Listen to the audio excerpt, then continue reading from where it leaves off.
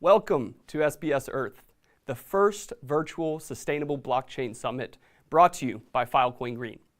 SBS Earth is where technology meets sustainability in a groundbreaking digital experience. I'm Mark Johnson, and I'll be your host for today's event, coming to you live from Lisbon, Portugal. This event unites industry leaders, innovators, and sustainability enthusiasts to explore the power of Web3 technologies in promoting a greener and more equitable world.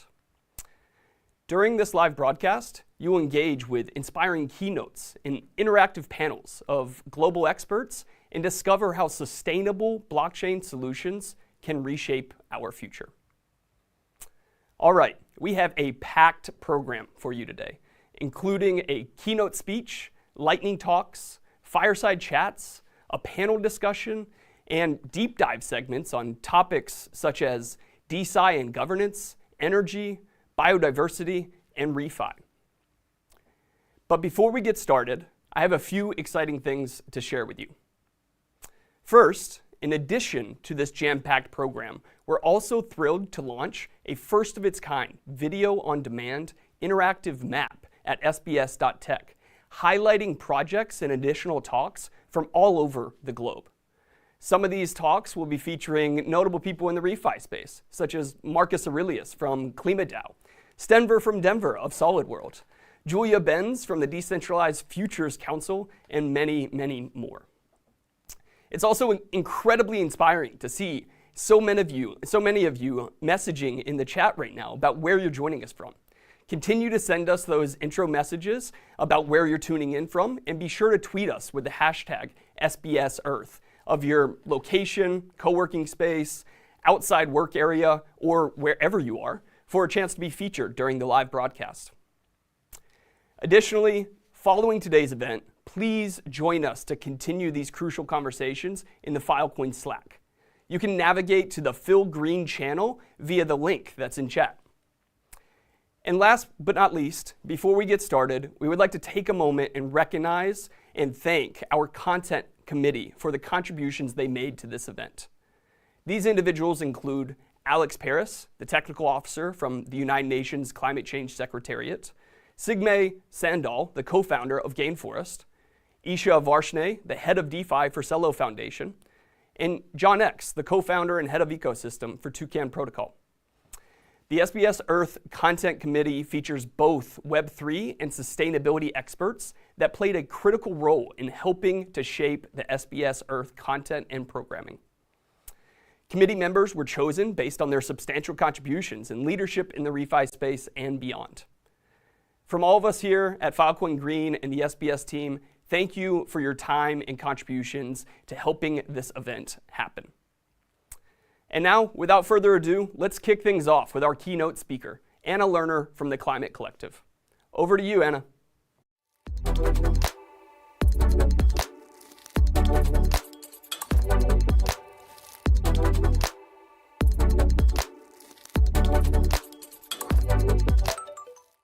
Good morning.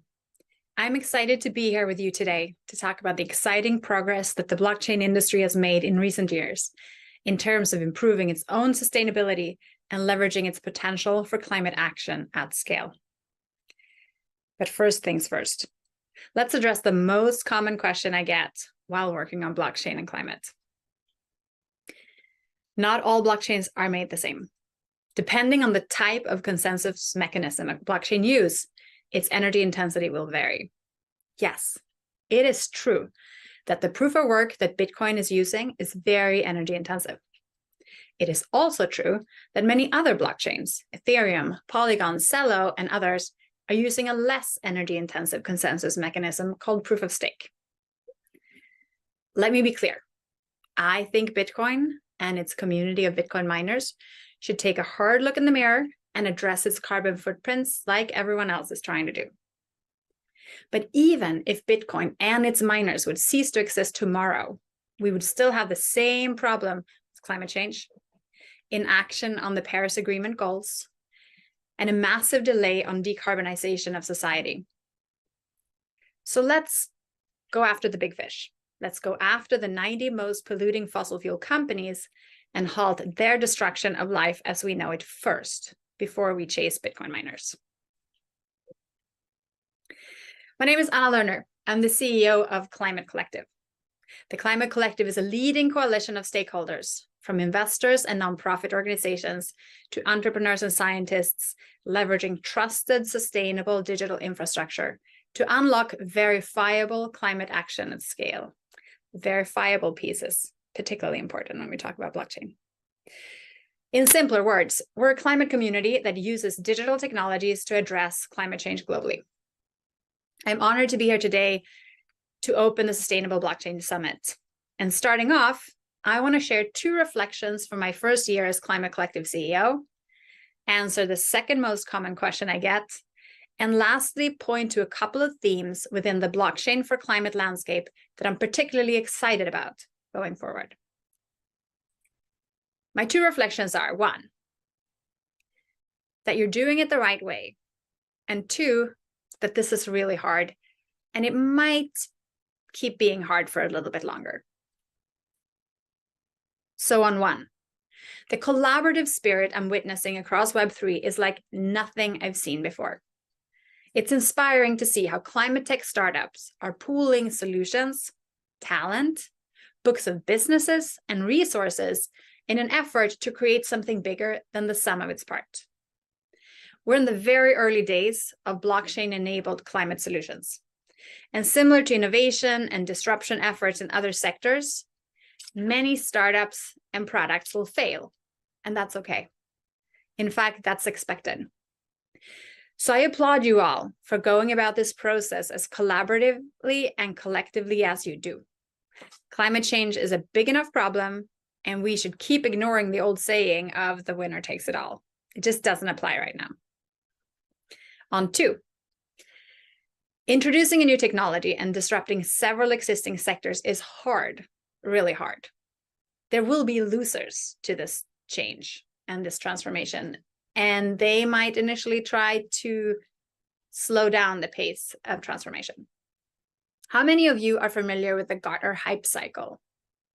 The Gartner hype cycle is a graphic representation of the maturity life cycle of new technologies and innovations, divided into 5 phases: innovation trigger, peak of inflated expectations, through of disillusionment, slope of enlightenment, and plateau of productivity. When it comes to blockchain for climate, I think we're somewhere in the middle of peak of inflated expectations. Maybe even for some of the voluntary carbon market solutions, the digital MRV protocols, we might even be touching upon the through of disillusionment. But the reality is we still have a long way to go, and that's okay. So how do we move forward faster? My recommendation is always for builders to focus on solving real-world problems and communicate your real-world impact in a simple, straightforward way. So less hype, less jargon, more partnerships with established climate actors, and true value-generating solutions. So take a pause if you don't have a clear go-to-market strategy or product market fit. And come talk to us if you need help to think that through. All right, so back to the question I keep getting. Everyone seems to want to know if blockchain is becoming more mainstream. The short answer is yes and no. What do I mean by that? Well, more and more established climate organizations and corporations are using blockchain in some shape or form for their climate work. The World Bank is using blockchain to coordinate global carbon data and pricing. Leading investment banks are adopting blockchain to issue digital bonds and even launch stable coins. Global corporations like Walmart, Microsoft, Ernst & Young are using blockchain for supply chain management and ESG reporting, and in some cases to manage decentralized energy production. One of the most downloaded reports from the World Economic Forum this spring is exploring how blockchain can be used to scale climate action. Voluntary carbon market heavy hitters like international emissions trading associations and Gold Standard are using blockchain for carbon credit trading and issuance of digital environmental assets with support from many climate collective members. And UNDP is helping countries build national greenhouse gas inventories on blockchain as a way to transparently report their progress on the Paris Agreement.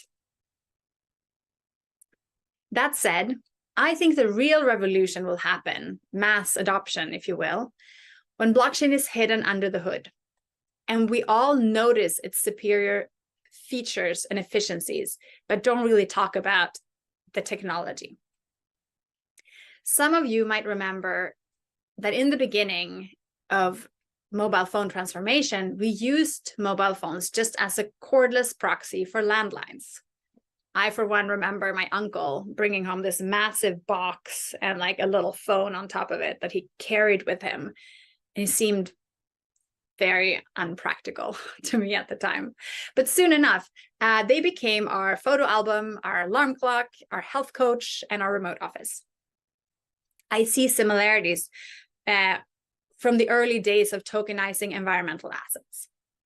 Early efforts tokenized assets with questionable environmental impact. That is, they took an analog product and made it digital with some level of innovation, but not really that kind of level change and new use cases that we're aiming for. So today, we're seeing most players working on voluntary carbon markets, digital MRV, et cetera, who are busy building out digital infrastructure for a true end-to-end digital carbon market. Maybe even one that will integrate with the Paris Agreement's Article 6.4 and a UN-backed carbon accountability framework. That, to me, is a level change.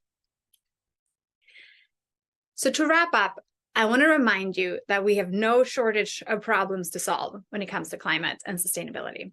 And I'm so inspired to see groups use digital payment rails, providing payments for ecosystem services to local communities, for example, or to build measure-to-earn products or protocols for more inclusive and just digital monitoring, verification, and reporting.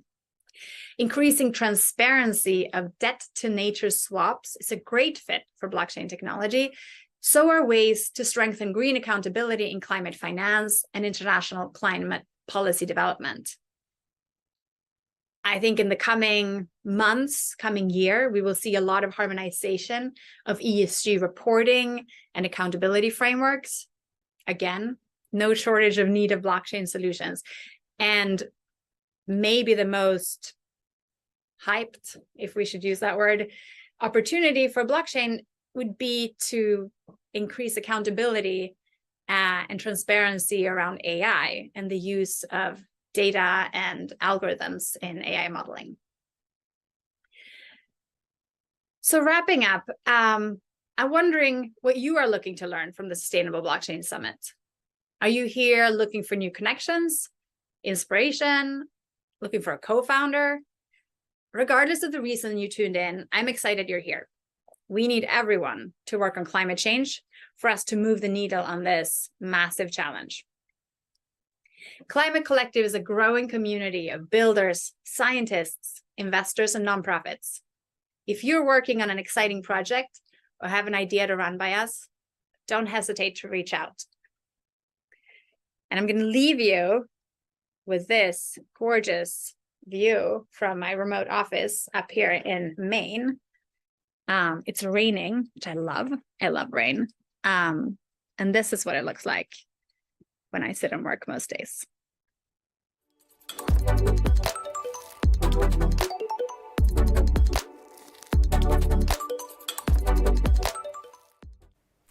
Wow, thank you, Anna, for those incredible insights. And next, we have a couple of very exciting lightning talks from two awesome projects, Solarpunk DAO and Zondex. So let's dive right in.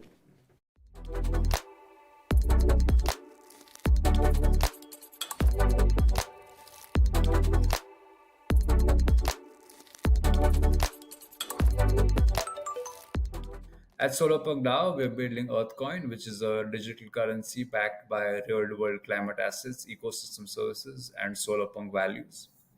What we mean by real-world climate assets is that we would be having projects from the following sectors of clean energy, regenerative agriculture, solar punk spaces, clean transport, and ecosystem conservation. Those projects would serve as collateral that's backing the currency. And all of these projects also create a variety of positive externalities in terms of ecosystem services. And those also, once we are able to start accurately measuring the positive externalities created by these projects, will also serve as backing mechanisms for the currency. With solarpunk values, we mean things like harmony between nature and tech, reduced inequality, society being regenerative by default, well-being being the North Star, and critical infrastructure being collectively stewarded, amongst a lot of other things. So, our primary goal with this is to be able to address this massive climate finance gap to build the necessary infrastructure for a net zero future. As you can see, we need close to on an average $5 to $6 trillion every year for the next 30 years to build this infrastructure, and we're only able to do less than 25% of what's required. In order to address this gap, we are using the power of crypto economics and the blockchain to build a borderless capital efficient funnel which can incentivize and mobilize the necessary resources in terms of dollars required to fund projects that are building this infrastructure. The way we are going to go about doing this is we've designed a unique set of tokenomics to make this happen, where users A will be perpetually incentivized to purge their dollars at the protocol to mint Earthcoin, similar to how you had seen Temple DAO and Olympus use mechanisms, but we have obviously adapted it to suit our needs. And it will also ensure that Earthcoin holders use quadratic voting to decide which projects are given priority in terms of funding.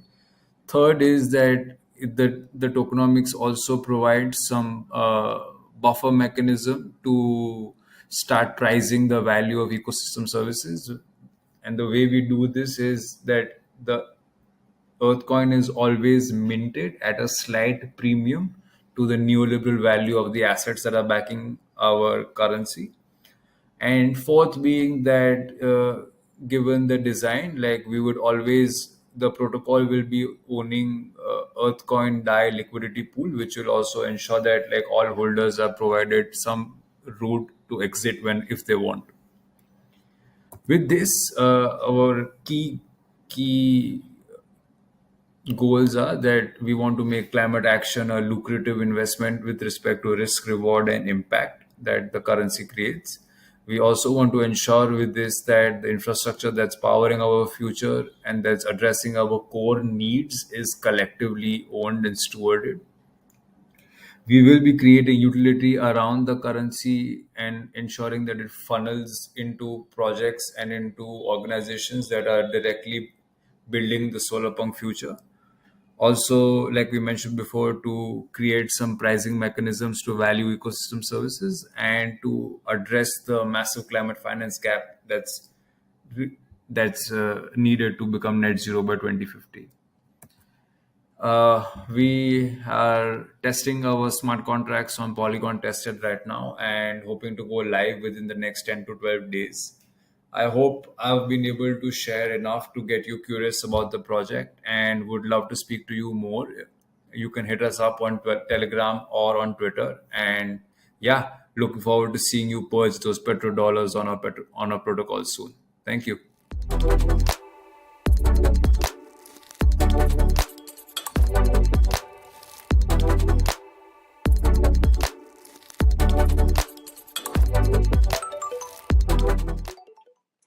Good day, everyone. It is truly an honor to stand before you today. I am Laura Angel, and I am representing Sundex, an innovative research and development studio with roots in Switzerland, but you can find our team across 13 diverse countries. Sundux, a name synonymous with a pioneering spirit, is deeply committed to sculpting the very trajectory of the blockchain domain. We undertake this mission through our revolutionary technological solutions and Arrival Mastery, which have been pivotal for projects like Filecoin, Cosmos, Polkadot, ICP, among many others. So, with unwavering dedication, we are diligently contributing to the creation of a blockchain industry that is fortified by security excellence and firmly entrenched in cutting-edge innovation. Our suite of solutions and products hold a singular objective. We would love to nurture a thriving blockchain ecosystem that harmonizes with sustainable principles while also enhancing value for individuals and their visionary endeavors. And now that introductions are complete, allow us to delve into the realm of sustainability. Over a year ago, Sontax embarked on a journey to embrace ecological responsibility, a journey anchored in the transition to greener data centers. Our intent to embrace sustainable pathways in technological development was clear, like we really wanted to do it, but the route to get there wasn't as clear. So it was actually the context and the Filecoin that catalyzed our proactive transformation. Certainly, many of you here are well versed in the essence of Filecoin, a blockchain-based cooperative network dedicated to digital storage and data retrieval. Therefore, you know that Filecoin is all about space. And as active contributors, the conventional data solutions fell short for us. We really wanted to deliver solutions that were tailored to Filecoin's expectations. So we were compelled to elevate our approach.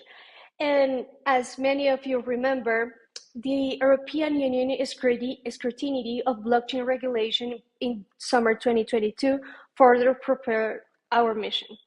While external solutions were feasible, let's say we could use other systems, Amazon Web Services, Microsoft Azure, and any other storage solution, you may know that those are expensive and probably for the needs that we have weren't the solution that we were looking for. We were also looking at other data centers, and that even though they were also contingent on regulatory developments, they did not align with our sustainability aspirations. So the stark reality surfaced when we were scrutinizing corporate-owned data centers. Most of them are not inherently designed for energy efficiency. The challenges of design constraints, site limitations, and size considerations necessitate numerous compromises. These centers devour nearly 80% more energy for power and cooling per kilowatt consumed compared to optimally designed counterparts that achieve remarkable efficiency with just 20% of the energy. That is part of our goal.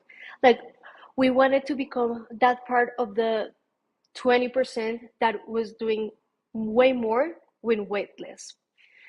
So we were thinking that this inefficiency echoes in costs. Obviously, it brings operational expenses escalate with each kilowatt of consumption, and thus, after careful deliberation among many countries and many solutions, we redirected our gaze inwards, back in Switzerland, in Zurich, our home. So we forged a partnership with a data center that not only boasts expertise in high demand industry, such as finance, but is also resolutely committed to mitigating energy waste. So that was a game changer for us. And how did they do this? By implementing the district heating, an ecologically astute and convenient strategy. Given the round-the-clock nature of data centers, waste heat is an abundant resource. By harnessing this heat, our data center substantially cuts CO2 emissions and reduces reliance on heating oil. Also, renewable energy powers our innovating heating system, a dual benefit where cold air returns to data centers and mitigates energy consumption within cooling mechanisms. This is the embodiment of a win-win situation. And the dividends of this approach go in so many ways. The first one by unwavering adherence to world-class safety and operational standards. The second, the energy efficiency that is perpetuated through steadfast optimization. The third one, obviously, and this is something that we are always looking for, the operational excellence that is maximized by optimal facility utilization. For one, obviously, is looking onto a futuristic proofing through continual investments in the state-of-the-art equipment, emerging technologies, and energy conservation. And lastly, expert engineering teams propelling data center advancement in customer support. So these are the ways that in which we have been innovating in the space for the last year. Obviously, we want to come up with new ways in we can continue to build blockchain technology, being energy efficient, and actually adding something to our planet.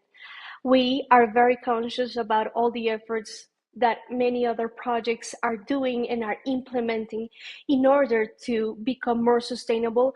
If you would like to share those with us, we are more than open to have a conversation with you guys. But also, if you want to learn more about the use of our data centers and the solutions that we are thinking moving forward, please get in touch with us. We are always on Twitter and LinkedIn as Sundax. You can find us there. We are very active. And at the same time, we would love to hear from you. So thank you for your attention and hope to learn from you and to hear from you very soon.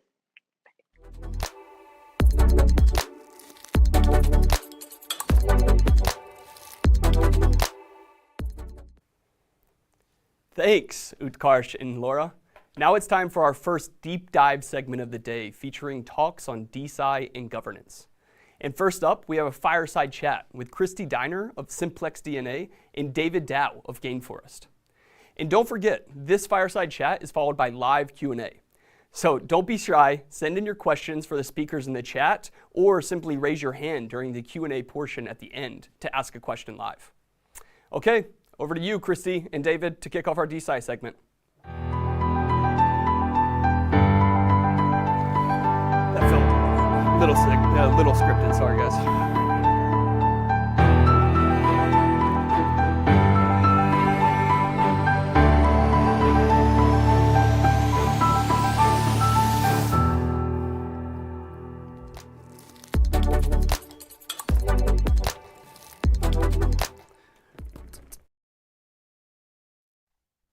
Yeah, so this is such a huge honor for me and talking about one of the coolest topics in the world, DeSci.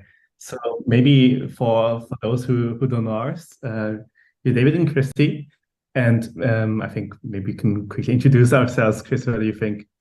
Yeah, sure, go for it. So David, I'm the co-founder of Gainforest, which is a nonprofit that tries to reverse and halt deforestation, and we use Web3 and AI for that. We've been working on this for quite a while, trying to figure out something between carbon credits and donations. We're like not a big fan of carbon credits. We are neither a good fan of like donations because we don't think it's sustainable. And what we came up with is something called Measure, where people measure a tree, and that data is super valuable for science, and we pay them out for that.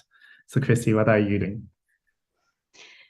Yeah, so sorry, I guess we have a technical problem with a double feedback. So I'll try to move forward, but maybe we'll solve that while we're talking.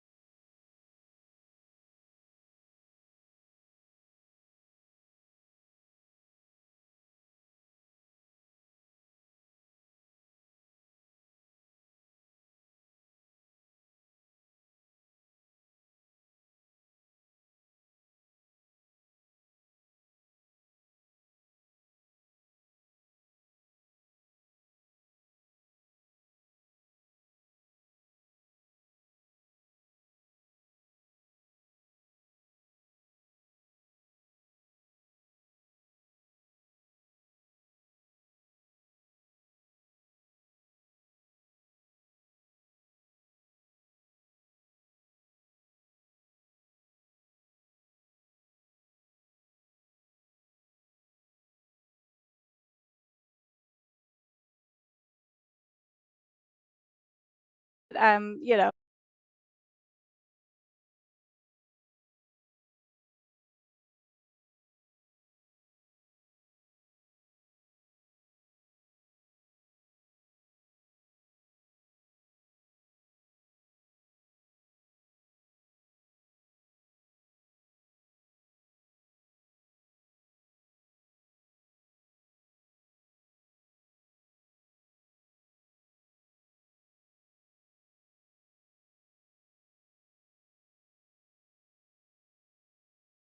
a bird, whatever. It's it's this universal, map of life that we can then generate, sort of all the indices and all the things we need on top of that. It's one way to measure it. So it's in the tech stack of all the things we need to be doing. We need to be getting satellite data. We need to be collecting sound and images, and but it's going to be a very powerful one because of its universality. It will be the same applied, and other technologies have their own limitations, and so that's why it's a really powerful technique. And we're really at the frontier of scaling it, but the science is very solid now, and the using it and our ability and our capabilities of it have all been, sort of piloted and demonstrated. And so now it's all about like, let's put this to use. So, yeah. I was always beating really fast when you're talking about eDNA itself. And I think you mentioned one number that I will never forget, that when you're like sampling DNA and you're matching in the public database, I think you mentioned you only get like 50% matches or something like this. Yeah. So there's this whole cool thing about, it's kind of like a new, it's like inventing the telescope or the microscope, right? It's a technology that at the molecular level, we're actually able to truly measure life on Earth for the first time. There's a lot of life out there that we don't know what it is. We don't know its name. It's never been described by science, but we find its genetic signature, and we can map these genetic signatures and we can see where they are, but science doesn't have a way to explain what it is yet. And so we're kind of at that new frontier of exploration of our world. And by collecting each sample, we're adding to our knowledge of what possible life is here. And sometimes we can put we know it's in this phylum, or we know, something about it, but we don't necessarily know what species it is. So in the future, if we have this amazing database that we're all going to build, is it possible to actually really predict how much life is on Earth? We have estimations of 8.7 million species on Earth, but that's based on our discovery rate of other technologies. We have this new technology, and it maybe totally changes like how much life we actually share this planet with. So that's pretty exciting. So maybe that brings us to why we're collaborating, and we had some cool acknowledgement in the chat there. Thank you everybody for congratulating us to make the X Prize. So yeah, so what are we advancing, David? What's our goal with the X Prize team in our last few minutes here? Or maybe we're already over time. Somebody curate us. Yeah, please stop us if we're talking too much. But it's so I just wanted to mention, I hope one day an Indigenous scientist is winning the Nobel Prize for just discovering like half of the rest of the world species. That would be wonderful. The X Prize is a challenge. It's a global challenge that has been expressed almost 5 years ago from the X Prize Foundation, which is saying, okay, you have the rainforest, you have 100 hectares, you have 24 hours, and you're not able to enter this forest, and you have to measure as much as you can insights.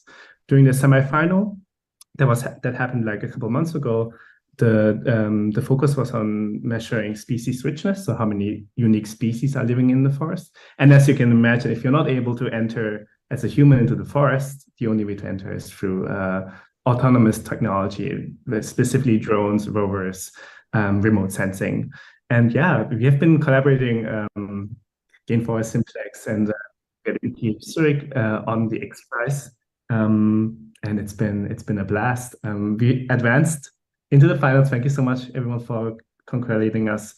And I don't think without Refi, we wouldn't have been able to make it, because one of the things the X Prize jury really, really liked is that the data set we curated during the semifinal, we used Measure to Earn to basically reward the people who labeled, the people who collected, people who provided insights through Web3. So we paid them out through a stablecoin, and the jury loved it. And that's for me just a strong signal that we are moving towards in the right direction here all together, and we should keep moving. Yeah, exactly. Yeah. So I guess we have a couple minutes here at the end, and I would just add, this challenge that was put forward to solve, how do we scale up getting information really fast? Why would we need such a system? And when you think about our deforestation rate right now, which is, the last time I looked it up, maybe it's slowed down because we've heard some good news out of Brazil, but that we're cutting down a football-sized stadium every 6 seconds of our forest right now, right? And it's so complex. The market drivers for that are intense. And we don't even know what's living in there. How do we get in rapidly to a place we know we can predict is going to be extracted in 2 months from now and document what was there? And maybe save some of it. Like, microbes are amazing. We can take a soil sample and freeze it, and we can regenerate that life from there. There's all kinds of technologies that, if we can't solve the market forces today, how do we learn what will regenerate? And so it's a fun challenge. It's pushing the science in a direction that it's not going to be solved by traditional science. And so, our team is roboticists, it's economics, it's eDNA scientists, it's journalists, it's all stretches of imagination working together in a really tight innovation cycle on each one of these teams. And so every team in the finalists are incredible. We're looking forward to collaborating with all of them after the competition, so definitely keep watching that, see what comes out of it. And we'll probably do a call out to this community for some kind of hackathon or interesting contribution to see how we can come up with some of the insights we generate from the biodiversity data we can make from these automation systems. So stay tuned for that. And with that, David, I think our time is up, and we're going to open it to Q&A. So is there someone helping us navigate the Q&A, or are we looking in the chat, or? Yes. Hey, Christy and David, thank you so much. Incredible insights there. And we do have a ton of questions trickling in from participants in the chat and the Q&A box. So this first one here I want to ask you guys about is, if you can talk about the emerging space of biodiversity credits and how we can use those to make biodiversity data more actionable. Can you talk a little bit about what you as Simplex DNA and Gainforest are doing with the data to protect ecosystems? Yeah. So, David, do you want me to take that first, or you want to go for it? Go. Okay. So biodiversity credits, like carbon credits, are an interesting solution. They have to be part of the solution. I would say labeling it as a credit is something that's been happening for more than 40 years. So we have been doing offsetting. You destroy this piece of land, you have to restore this piece of land over here. And so there's been this coordinated market system. Now, it's amazing what's happening with biodiversity credits and trying to bring standardization to that, trying to up the level of the game on that, create a market around it. And I'm really excited about what's happening there. The challenge with biodiversity that's going to be presented is biodiversity is unique. It's very system state dependent on a specific location. And so, with biodiversity, increase is not always good. We know we're losing diversity, but one of the drivers of biodiversity loss is invasive species.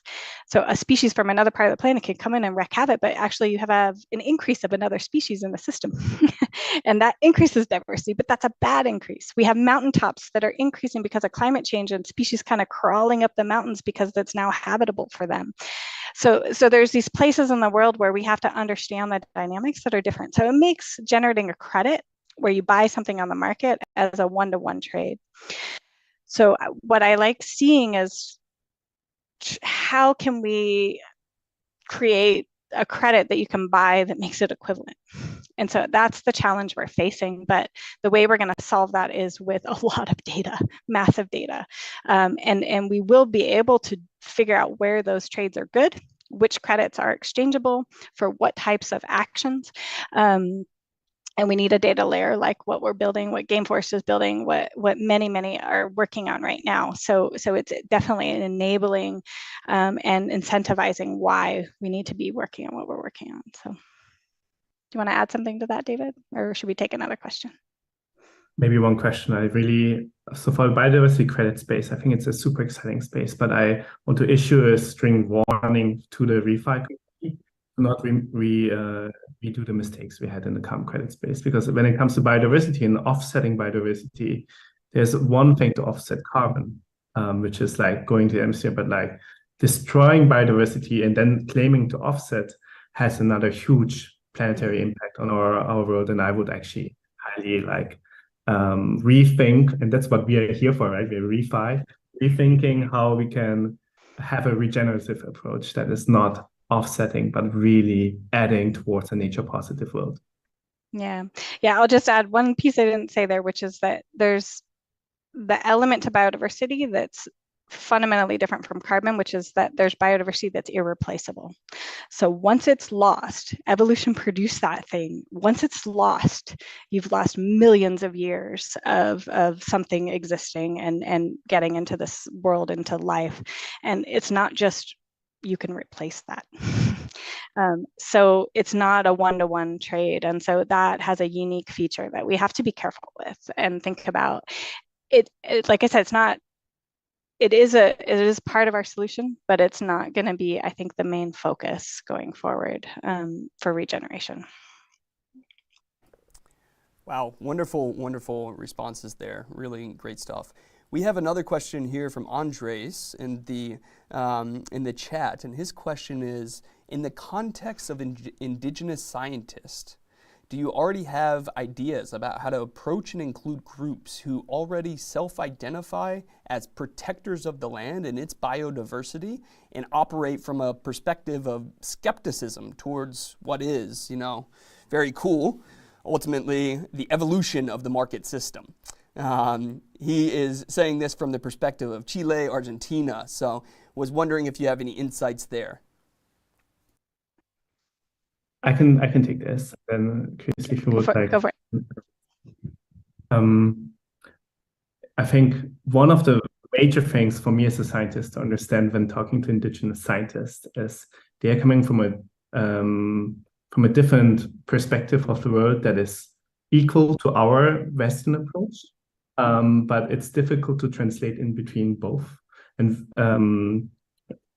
I think it's really important to acknowledge that before working together, that there are different kind of communications and translators needed when working together to, for example, approach a common scientific goal.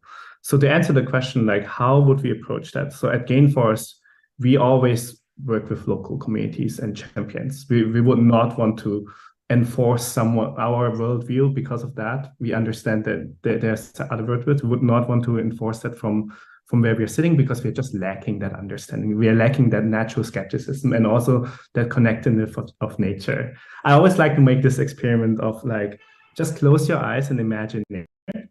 And then your answer strongly depends on where you're from. If you're from the global north, you will imagine nature as water, mountains, forests. But when you're in an indigenous society, like, you almost always hear humans and myself. I see myself when I imagine nature, right? So this is a very strong difference, and I think also shows a very strong disconnect between how we approach nature and how indigenous stewards approach nature.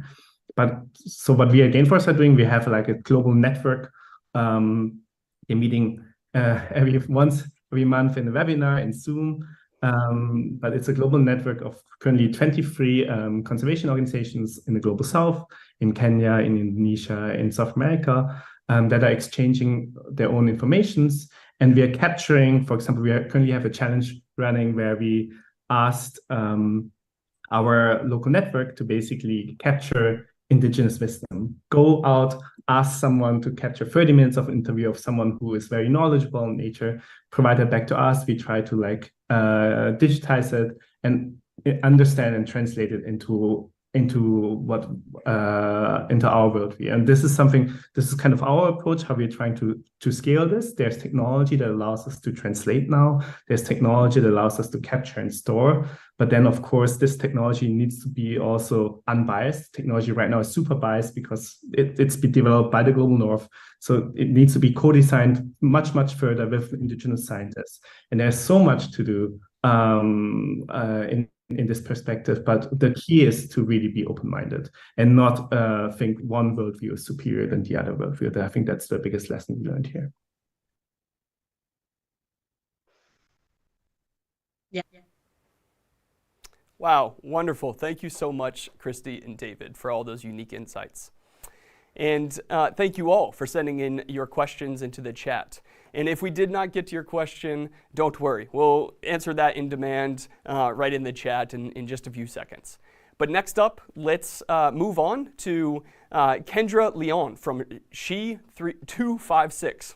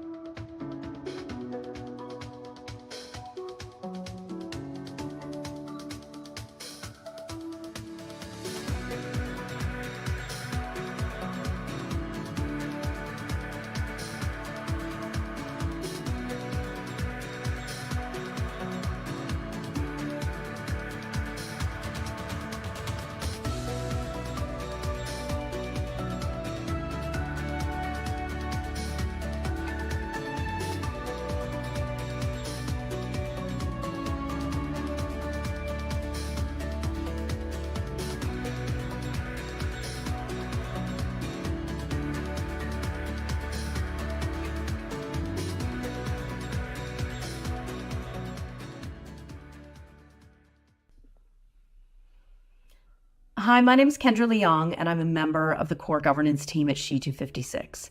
I want to open my session with an acknowledgement of country, which is something that we do here in Australia, to pay our respects to the elders and the custodians of the land on which we're situated or meeting today. I acknowledge and respect the traditional custodians of this country who have inspired language and dreaming stories over many thousands of years. And I also want to pay my respect to the elders, those who have passed into the dreaming, those who are here today, and those of tomorrow. May we continue to peacefully walk together in gratitude, in respect and kindness, in caring for this land, this country, this world, and one another. As I mentioned, I'm a member of the core governance team at She256, where we serve as a voting delegate for a number of protocols in the DAO space. I'm also co-chair of the Uniswap Accountability Committee for Deployments. At She256, we believe that Web3 will shape our future environmental, economic, and governance structures. And accordingly, it's crucial that those building the systems and those who compose the communities are representatives of the global diverse population which they intend to serve. As we all know, the world is not an equitable place. Whether it's food, water, energy, minerals, the reality is that some people in some countries have more resources than others. And even within countries, these inequities still exist. The same is true when we consider the environmental impacts on our societies, things like water or air pollution. These things are rarely equitably or fairly distributed. And in many cases, the impacts of development fall onto the least powerful people in society. Accordingly, it's very important that we think about equity and consider how these concepts interact with the other environmental and economic aspects of sustainability. So why is governance so important? Governance ideally allows for more accountability loops to form and function well within a project's ecosystem. It also can give levers of participation to a wider landscape of communities that any project is part of, as the ecosystem grows with more composability. At its best, Web3 governance should be designed to promote the overarching ethos of decentralization as a practice, together with participation from a range of both core and peripheral users on both application and protocol levels. This provides a way to allow for more bottom-up feedback and direction where there once instead may have been closed, unilateral, siloed, or siphoned off spaces. More participatory mechanisms to generate shared worth, combined with ways to redistribute it back to those same participants, is a generational shift, one that can mean improved tools for coordinating around our shared values. I've spent almost 20 years of my career working in international development to support projects ranging from climate to clean energy to infrastructure and conservation in developing countries around the world. All of us here today are here for the common purpose of leveraging the community's capabilities and tools of Web3 to improve sustainability. And we want to lift those who are successful at helping us meet our goals. Those with diverse perspectives and lived experiences can contribute significantly to the communities and projects that we will need to lead us to a more sustainable future. According to UN Women, women remain at the forefront of the fight against climate change, leading prevention, mitigation, and adaptation efforts around the world. Research indicates that women's representation in governance systems like national parliaments leads to the adoption of more stringent climate policies, resulting in lower emissions. Their leadership in the workplace is associated with greater transparency around climate impact, and their participation in local natural resources management is linked to better resource governance and conservation outcomes. And developing nations put proportionately more of their research effort into sustainability than richer countries. So I'm advocating here today for everyone to take action to ensure equity in your communities, in your projects, and in your governance systems. Not simply advocating for this because it's the right thing to do, but because it's the smart thing to do. So how can you take action in your projects or communities to incorporate equity with our sustainability efforts? You can really be thoughtful about what equity means in your community or project and its import to help mobilize support and resources. You can specifically include items in your constitutions or your bylaws to appropriately address these issues. You can integrate equity specifically into your sustainability plans or strategies through a more inclusive process. You can collaborate with organizations who focus on equity like She256 to achieve common goals. You can set equity goals that specifically address the needs of marginalized members of the community. And you can use data and establish performance measures to track your progress. I want to thank the Sustainability Blockchain Summit, the SBS Earth Committee, Filecoin Green, and all of the partners for putting on such an amazing series and giving me the opportunity to highlight the crucial connections among sustainability, equity, governance, and Web3.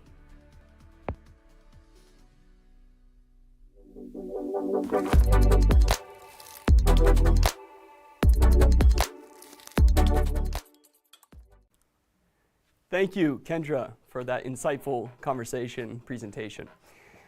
Next, let's dive into our segment on energy, featuring talks and presentations from EY Blockchain, Prep Chain, and Energy Web. Let's get right into it.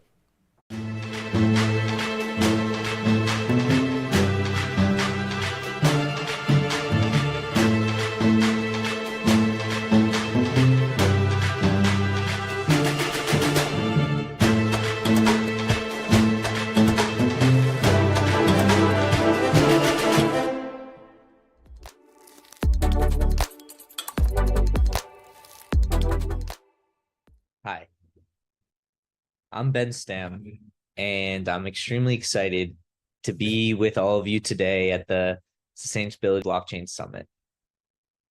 I'm here to talk to everyone today about how EY is building in the blockchain carbon management space and how EY is pushing towards a future where enterprises manage their carbon footprint on blockchain networks.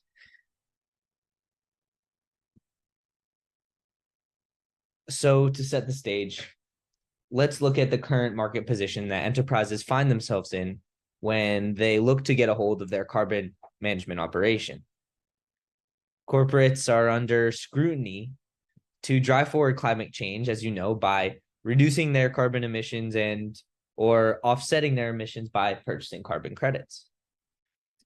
We see this pressure coming at corporates from a variety of angles. Regulation is changing fast and demanding more. For example, the CSDR will roll out gradually starting in early 2024. What that means, over 50,000 new companies will be required to disclose their quantitative carbon emissions. We're talking to our clients in value chains whose value chain buyers are requiring net zero products. These buyers want products that have no carbon footprint, and they're actually putting restrictions on who they can do business with based on this. And of course, we're seeing greenwashing accusations. These accusations are coming from both the integrity of carbon credits and the validity and the accuracy of climate progress claims, such as emissions reductions. These are problems within enterprise carbon emissions management today. And it is in the interest of the industry and the collective and the greater good to bring forward greater trusted accountability. So we say to corporates, now is the time to plan for what is quickly becoming table stakes for managing an organization's carbon footprint in a sustainability future-looking world.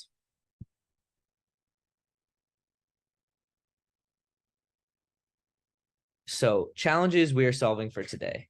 There are many people in this room that are working on and solving the problems that are hindering the carbon markets today, as well as the VCM, the voluntary carbon markets. First, to name a few, we are seeing a flood of ESG report requests that vary by jurisdiction. Data inputs and calculation methodologies are unclear and unstandardized for corporates. We see a lack of trust around public climate claims. This goes back to the issue of greenwashing. And we see opaque or siloed data and process in carbon credit generation. Of course, as I mentioned, we're innovating very fast in the space towards functional on-chain carbon credits. These will soon be available for purchase for both individuals and corporates. From our position at EY, we're talking to enterprises who are very interested in exploring and experimenting with integrating with on-chain carbon credits. This is the next step. Carbon credit tokenization is coming. It is very close, and corporations are interested in experimenting with this technology. The next step is to actually take the leap and purchase on-chain carbon credits and realize the various benefits, the many benefits that come with a more efficient exchange market structure and more efficient exchange of value that blockchain provides the underlying market mechanism for the VCM. We at EY Blockchain have been tracking this corporate interest in regards to tokenized carbon credits for the past 2 years.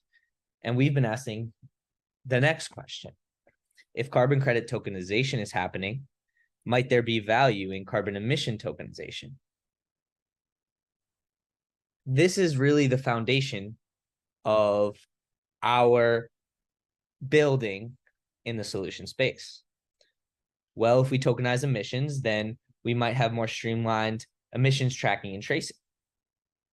But let's take it one step further. Might there even be more value that is unlocked to enterprises when both carbon emissions and carbon credits are managed and stored on the same blockchain network? It's a completely 0-to-1 innovation. It allows corporations to neatly align with the market demand for net zero products and for greater corporate carbon accountability. For example, with emissions and carbon credits booked as tokens, now offsetting can be applied more granularly than simply an organization's net footprint. Offsets can be provided at the product level, at the facility level, by jurisdiction, and the solutions are still expanding. So where we have stood on is that a decentralized carbon management platform really helps address these issues and lends itself very well to be the infrastructure for technical deliveries of the future of carbon management and the carbon economy. So a look at our solution. What are we building? We have recently launched, and we are very proud to have launched EWA's off-chain ESG solution in May. It will provide a trusted platform for carbon emission tokenization and carbon credit tokenizations to be managed and to be accessed on blockchain networks. We continue to improve and develop this tooling to provide enterprises the toolbox they need to achieve this future. A few points on this solution. On the emission side of things, we provide emissions tokenization APIs and data tooling, and are continuing to work and develop improvements to customize these data pipelines to organization-specific carbon management processes. There's a lot of unbelievable innovation happening in this space, and we look forward to continue to collaborate and build together with the community. On the carbon credit side of things, we have a foundation for carbon credit token integration and interoperability with existing market solutions. We are closely following advancements in this space, and we also look forward to connecting with many of you in regards to this. Lastly, these pieces come together and enable, as I referenced earlier, product emissions footprinting that allows organizations to account for their carbon footprints at a product level in a trustful way.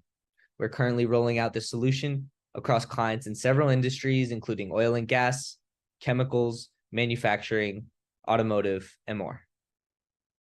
Finally, I'd like to mention that we take privacy very seriously, and it is a key consideration when dealing with corporate data. That's why we are building on Ethereum and leveraging privacy tools being built out on this network.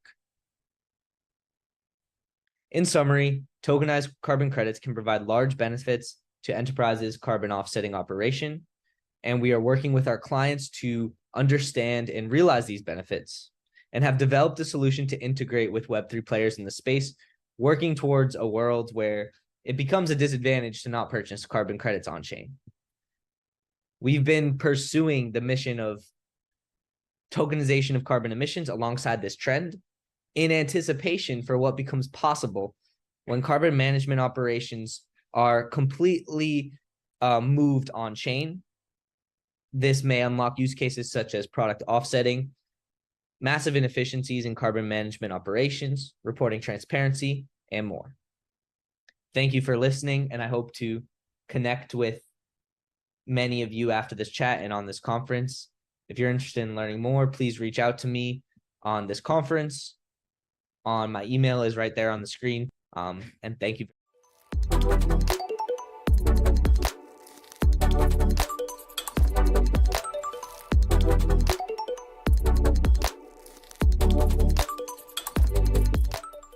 Hello all, I'm here to talk about PrepChain, a proposed tweak to blockchain consensus that reverses the large-scale climate impacts of blockchain technology while making blockchain more secure and decentralized. In this network, block ceiling capacity is proportional not to energy burned or money posted, but electricity produced from renewable sources which can then be used for any purpose. As a brief introduction to your speaker today, I have degrees in electrical and computer engineering and community development, during which time I focused on solar power, cellular automata models that let us study emergent properties of simple interacting units, and how technology is changing society. During this work, the U.S. federal government selected me as a Udall Scholar for a career commitment related to the environment, and it was a question from that alumni network that really led me down the rabbit hole into blockchain tech. These bachelor's fields merged in grad school with a master's in computation, organizations, and society, and a PhD in societal computing, where my research focused on technologies that help very large groups of people work together to solve very complex problems like climate change and internet governance. I then spent a bit over a half-decade working especially on blockchain topics with a nonprofit that forms consortia to solve industry-wide problems such as securing the aerospace supply chain. This was through a minority woman-owned tech consulting company, which also supported PrepChain in its very early days, so thanks much to Sigma Resources LLC. We're going to talk about incentivizing objectives, so let's open today with a quote often attributed to Antoine de Saint-Exupéry. If you want to build a ship, don't drum up the men to gather wood, divide the work, and give orders. Instead, teach them to yearn for the vast and endless sea. The longer version of this concept from his 1948 Citadel describes how setting motivations can not only accomplish the goal, but do so in a way that best leverages the unique skills of each individual. First, I'd like to thank Satoshi Nakamoto for coming up with a clever way of structuring incentives that leads to many people working together to produce and maintain a highly secure network that everybody can benefit from without all the drawbacks that come with centralized control. Nakamoto's first application of this technology was a relatively simple payments network, secured through cryptography, and because attacking its security and immutability guarantees would be very costly and noticeable. In Bitcoin's case, that's because it would require burning more energy than the rest of the network combined. Today, the Bitcoin network uses more electricity than some mid-sized developed countries, and even when that comes from a renewable source, it's generally taking away from renewable energy that could be used for homes and industries. This huge amount of electricity consumption has led some regulators to call for banning blockchain technology in their jurisdictions over broadly. As a long-term steady state, we should expect the network's energy use per block to be just under the amount of electricity the total amount of block rewards can buy. For as bad of a reputation as Bitcoin gets, sustainability has been important from the early days in that community, but with so many new concepts being introduced in the first major blockchain, energy consumption that serves only to secure the network by finding a hash below a threshold was the fastest way to make attacking the security guarantees both costly and noticeable. Primecoin sought to make the work more useful, finding chains of relatively small probably prime numbers, and it's still going today, but it's hard to get a lot of people excited about the utility of that. Around the same time that he was drafting the Ethereum white paper, Vitalik Buterin cited Primecoin in an article about using the minting of currencies as a new way to incentivize production of something that a society values. However, with how hard it is to get that right, and with so many new concepts already being introduced in Ethereum already, there wasn't time to also solve the planetary costs of proof of work. Though the plan was baked in from close to the start of the network, it wasn't until about a year ago that Ethereum radically reduced its energy use, with a shift from Bitcoin-style proof of work to proof of stake, another way of making attacking the security guarantees on-chain costly and noticeable. In a society where wealth is both concentrated and easier to move around than physical facilities that make or use large amounts of electricity, proof of stake is a little more vulnerable to attacks from very well-resourced government and private actors. Although such an attack is unlikely, we shouldn't pretend like very well-resourced actors never take over widely used networks and drastically change their character. If this vulnerability becomes widely salient to a lot of people in a short time, planetary sustainability demands having a better option than proof of work already well tested and ready to go. Proof of renewable electricity production could be such an alternative. It harnesses the billions of dollars going into blockchain technology, even just for gas fees, and uses that economic power to incentivize production of electricity from renewable sources, redirecting a lot of capital without strictly requiring any government action. It's like proof of stake and integrates some concept from that, but biases participation in securing the network and reaping the associated rewards according to the amount of electricity produced from renewable sources instead of the amount of money posted. Many other existing incentives that this would add to are already based on getting reliable production figures, so there are already fraud prevention mechanisms controlling large flows of capital based on production reports. There is room for improvement that could be backported to those other settings. For a proof of concept demonstration, existing production APIs should suffice, and you can already sign up to contribute data from Enphase microinverters. Proof of work and proof of stake present non-trivial entry barriers for new parties who want to meaningfully participate in securing the network.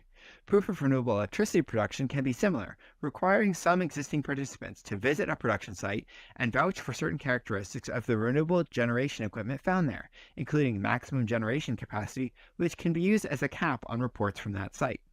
A fraud challenge mechanism can incentivize development of other checks. For example, if a mid-latitude solar installation is claiming high generation at 2 a.m. local time. PrepChain will be a natural home for other projects that use blockchain technology to enhance sustainability, such as carbon credit trading or sustainable supply chain track and trace, and other projects that are only secondarily valuing sustainability. Even before the merge, there were other mostly proof-of-stake blockchains competing for deployments based on sustainability. PrepChain takes another huge step in the same direction, past the one from proof-of-work to proof-of-stake. There's still plenty of work to be done before PrepChain is fully ready for prime time. The first task is to complete a paper that goes into greater depth on points from this summary talk and a few more we didn't have time for. Next is modifying open source proof-of-stake software to use production data from APIs for a proof-of-concept demonstration. There's also some cryptonomics and programming work for onboarding and fraud challenge mechanisms, and a moderate technical challenge around memory-efficient strategies for expiration of production credits. This could be done in parallel with building partnerships and assembling stakeholders into an Impact DAO consortium for initial governance of key parameters, guiding some additional technical work, such as improving production reporting reliability. Once the main pieces are in place, we'd be able to build and run a more rigorous test network and identify a production strategy likely to maximize impact, which can involve a new or existing EVM chain. Even after launch, ecosystem development efforts will be important, but working within the larger EVM ecosystem can help a lot with that. There are not that many truly global issues where a very large number of people currently recognize an urgent need to come together as humanity and make some drastic changes quickly, where we also already have solutions that a lot of people can individually roll out, with just a need for better aligned incentives. Climate change is such an issue. Because of the strong need for credible neutrality, there will necessarily be some overly simplistic network rules about the extent to which some renewable energy sources are included. However, it seems possible to come up with a reasonably neutral set of rules that still significantly enhances our shared sustainability goals. There's lots of talk about funding for technology demonstrations that could help accelerate our clean energy transition, but the detailed programs underneath these headlines tend to focus, for example, on ways of making solar panels marginally more efficient, advancing fusion where we have had some recent breakthroughs, improving long-duration storage, or building facilities to make hydrogen. Changing the incentives could have an even bigger impact. If you, your organization, or someone you know would like to learn more or support the effort, please reach out to info@prepchain.net, which you can find a link to from prepchain.net. Proof of renewable electricity production can give us a better planet and better blockchain technology. This project helps address the climate crisis on a national equivalent scale, while also making a blockchain that can be more decentralized and resistant to takeover than the most widely used status quo chains. Let's make it happen!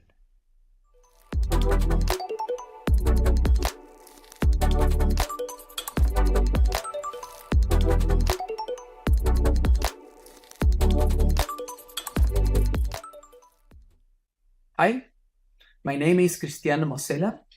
I'm the co-founder and managing director at Energy Lab, and today I'm going to talk about environmental assets tokenization for refi through a solution that is called Green Tracker. But first of all, let me briefly introduce you Energy Lab, which is a Latin American startup dedicated to advising and developing innovative tools and business models for the industry, aiming to add value to different stakeholders while promoting a paradigm shift around climate action, energy transition, and sustainable use of natural resources. We are a team of more than 15 years of experience, and we are working with several sectors of the economy, from technological companies up to mining and power generation companies, being involved into the climate market, carbon markets, and renewable energy project development. Since that and our background, we are pretty much aware about the environmental challenges that we are living by now. I mean, this environmental crisis can be translated into several indicators. Just to mention some of them, the 45% reductions of CO2 emissions that we need to achieve by 2030, or the 10 times increase on the circularity level that we need to deploy, all the net zero emissions that we should be achieving by 2050. So they are very relevant challenges among and throughout all the economical sectors.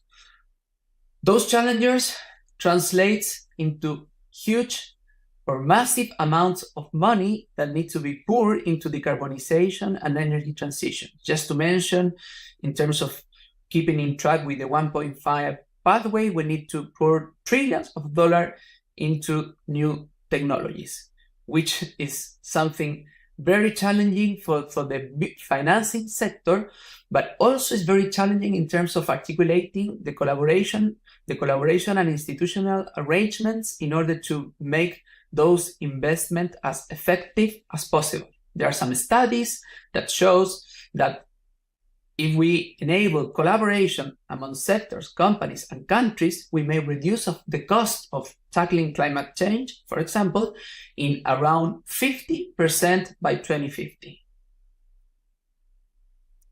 But on top of that, we are in a global context of very low levels of trust on politicians and business leaders, which are the ones who should be leading the solution to the environmental challenges. So, how the collaboration could be triggered at these levels of mistrust? That's a good question on our view.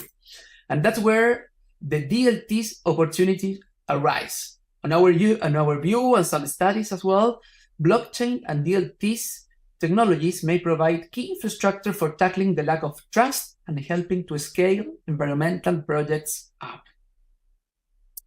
Just some example to be mentioned, blockchain and digital MRVs can improve market transparency and credibility. Digital MRVs and environmental assets like tokens can funnel more funds to project developers. And digitalization democratizes access to environmental and climate action. All of those features are behind Green Tracker. What is Green Tracker? Well, it's a software as a service solution specially designed to carry out transparent, traceable, and immutable tracking for the environmental results that the sustainable actions are generating, which are then audited and tokenized for assuring its integrity and proper usage. It means getting rid of greenwashing, double claiming, double counting, or double selling any potential environmental benefits that green projects are generating. In other words, when we talk about environmental assets, we need to have in mind something like this, which are several steps that must be followed in order to track and calculate the environmental benefits that any specific activity is producing. Those steps are critical in order to get into the results, but also to get into the results in a reliable way, which in the environmental field, it is called the MRV process, monitoring, reporting, verification. Unfortunately, this is a very intensive in time and resources process. They are they face high risk of errors and misuse of the data, and they end up being very costly, fractionate, and frictionate processes. And that's how an MRV or digital MRV can be seen once it's loaded into Green Tracker. So we help to make it reliable, but in a seamless and cheap way. So taking care of all of the steps and programming all of the steps into the system, you may rely on your process, you may rely on the data, but without handling all the complex activities that you may have in the traditional way that was shown in the previous slide. So what are the fundamentals of Green Tracker? Well, it basically trusts on international monitoring protocols and methodologies, which helps to define how to design the tracking process. Secondly, we automate all of the monitoring system through Internet of Things devices and artificial intelligence algorithms. And then the results are tokenized through a hybrid blockchain as a service solution, securing the assets and facilitating its management in terms of storing the value or maybe transferring the value to third parties. So the system is suitable for all types of projects that produces measurable environmental benefits or impacts, like GHG emission reductions, water savings, local pollutants reductions, waste management, green hydrogen production, among others. So what type of value are we creating? Well, we enhance transparency, traceability, security, and data immutability, reducing cost of monitoring, associated risk, friction, and reducing the time dedication of the whole process.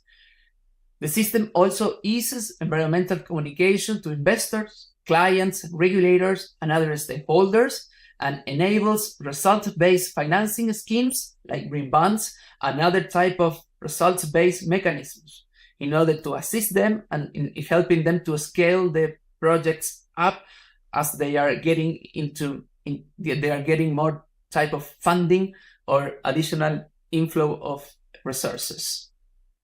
Who can use Green Tracker? Well, companies, of course, enabling robust environmental performance monitoring for internal and external reporting. Let's think in their own stakeholders, internal or external stakeholders, or even in front of the regulator or the corresponding authorities. Governments as well, for the traceability and reliability for NDCs and potential ITMOS monitoring. And finally, project developers, which are aiming to trace their performance and record those results in order to achieve regenerative financing. We have been very fortunate in getting the support of the Climate Layer Initiative and the Expo Live Innovation Program, who have helped us for being now able to monitor renewable energy facilities. We are now monitoring microscale facilities and also large-scale facilities, and we are tracking the CO2 reductions that they are producing. We are also monitoring electromobility fleets and the corresponding CO2 reductions that they are generating, and waste management facilities, monitoring the materials and also the CO2 reductions that are being produced through the progress, through the action of these facilities. So at the end, we have an aggregated dashboard where each customer or each user can see the results of their projects in an aggregated way, or on a project by project basis, where they can handle the tokens, they can store the value, or they can even transfer it to third parties. So if you are thinking in enabling an MRV process, a digital MRV, please don't hesitate to contact us, and we will be very happy to collaborate and find the ways to use Green Tracker in your project. Thank you very much.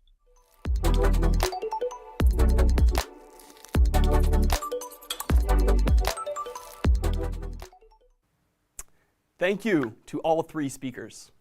Okay, friends, let's take a moment to explore the launch of our first of its kind video-on-demand interactive map on sbs.tech that highlights projects from all around the world. And don't forget, we would love to see where you are joining us from today. Send in a picture with the hashtag of sbs.earth of your location, home office setup, co-working space, outside work area, or wherever you happen to be. Okay, now on to our segment on biodiversity, featuring talks from Gainforest and Blue Carbon. Over to you all.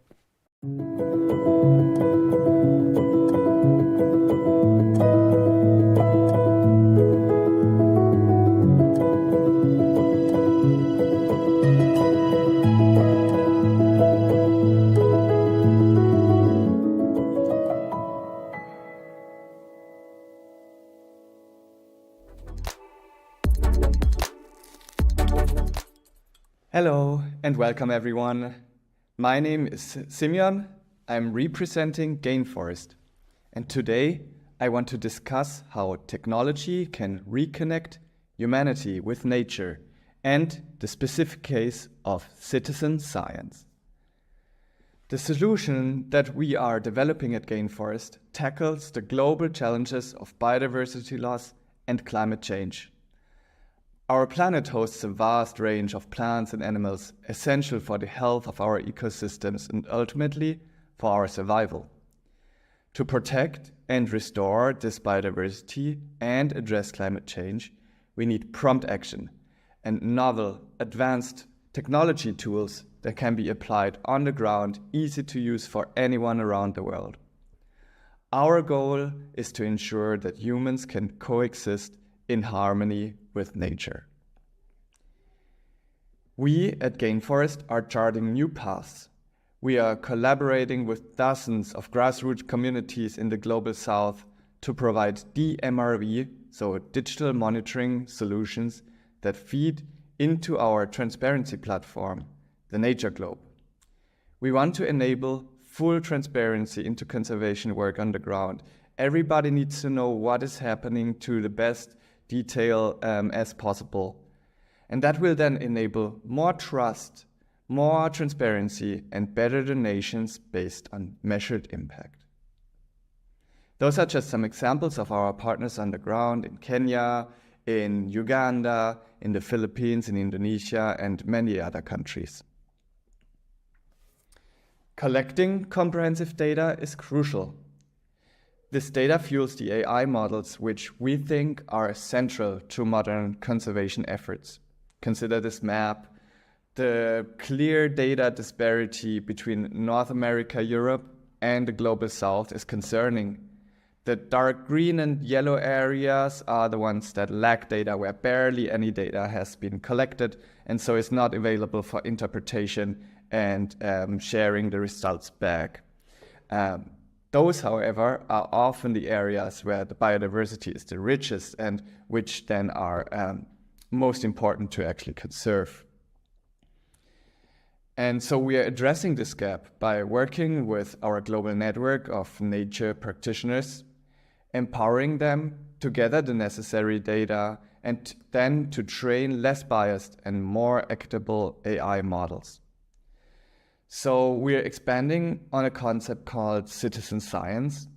Citizen science is when everyday people, not just professional scientists, so the people on the ground, but could be you and I, to participate in collecting data and conducting research to advance the scientific understanding. Our purpose is to generate more information on the species on Earth, their distribution and their impact on ecosystem functioning, and to share these findings with the people on the ground so they can better manage the natural resources for biodiversity conservation and climate mitigation. To give you an example, at the Rainforest X Prize in June, we championed citizen science for species identification. Here is a video that summarizes our participation at the X Prize. Given just 24 hours for data collection and another 48 hours for species identification, we used a combination of advanced tools such as environmental DNA, called eDNA analysis, and our citizen science approach.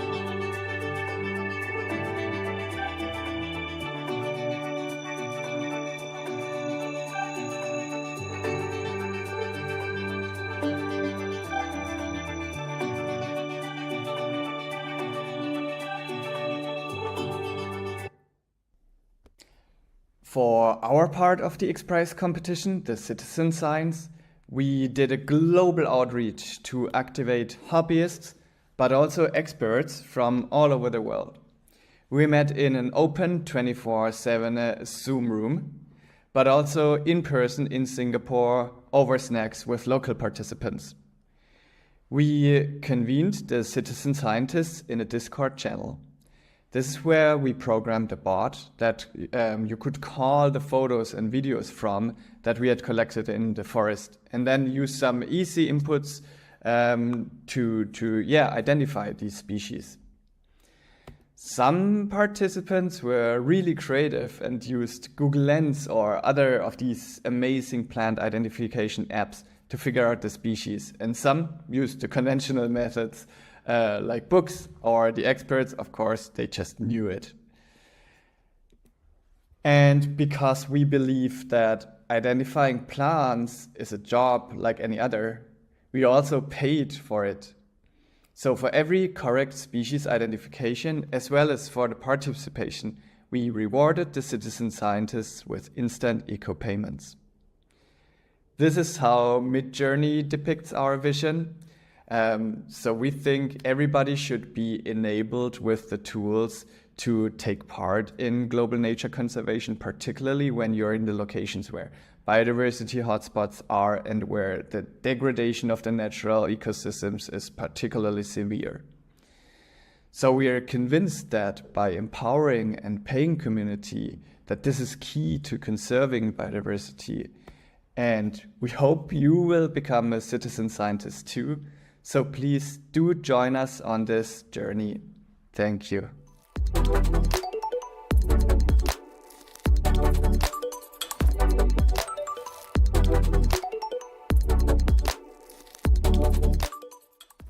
Hello everyone, I'm Justin Baird. First, I would like to thank everyone involved with the Sustainable Blockchain Summit for making this event possible and for the opportunity to present what we are doing at Blue Carbon S2C. I look forward to the opportunity to connect with you, wherever you might be across the planet right now, to collaborate and work together to help contribute and support positive change for our planet. I'm the CTO and co-founder of Blue Carbon S2C. Blue Carbon S2C's purpose is to achieve real action on climate change at scale. We are bringing the highest quality, highest integrity credits to market with full transparency for public verification of carbon project activities. S2C stands for Sequestration to Credits. Along with my fellow founders, we are operating our own nature-based carbon sequestration projects at scale and creating services that support our projects. And we are also making these services available to anyone in the world who might be able to be assisted by our platform.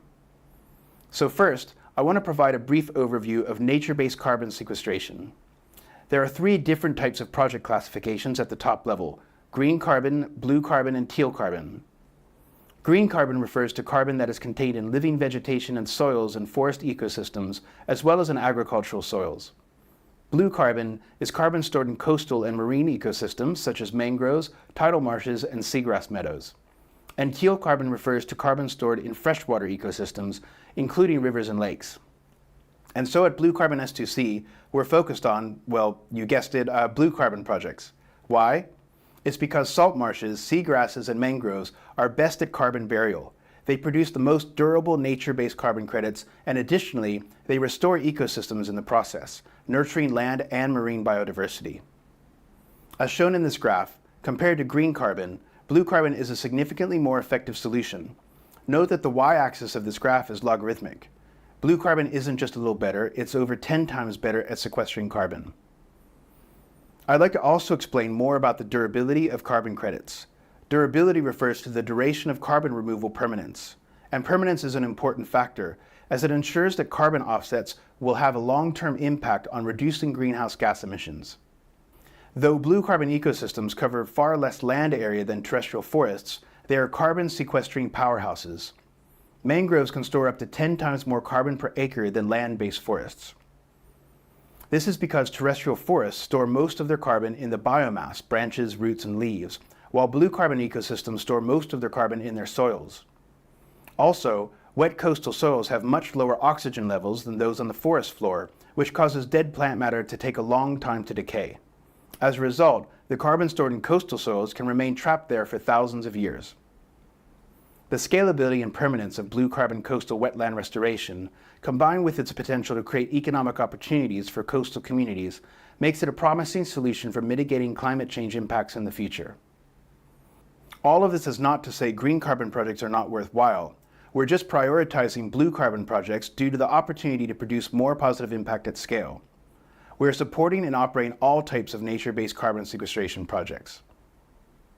We are documenting every step of the operational process from baseline inspection through to measurement, reporting, and verification, known by the acronym MRV. And so the focus of my talk today is regarding Verity Carbon, our Web3-based digital MRV platform for end-to-end carbon project management that transparently shares the steps of nature-based carbon sequestration projects for public verification. The platform combines carbon project development and operational management tools, employee safety and compliance management, a blockchain-based digital land registry for managing land usage and MRV process, and carbon tracking with indelible records from origination of sequestration through to the realization of credits. From all of our research, we believe that Verity Carbon will be the first platform that fully digitizes the measurement, reporting, and verification of blue, teal, and green carbon sequestration projects, adhering to all the major international voluntary carbon market standards. Our blockchain records will have every step of the sequestration process captured for full public disclosure. The platform is implemented using the Polygon blockchain and Filecoin service CO2.storage as our provider for IPFS, Interplanetary File System nodes. Driving a bit more into the platform details. Carbon project development and management is a complex multidisciplinary process, which for the most part is time-consuming with multiple manual processes of paperwork.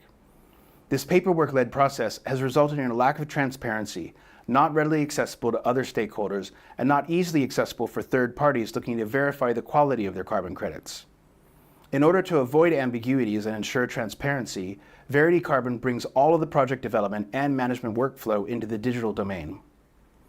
As mentioned earlier, the Verity Carbon platform employs blockchain and Web3 technologies to ensure transparency and immutability.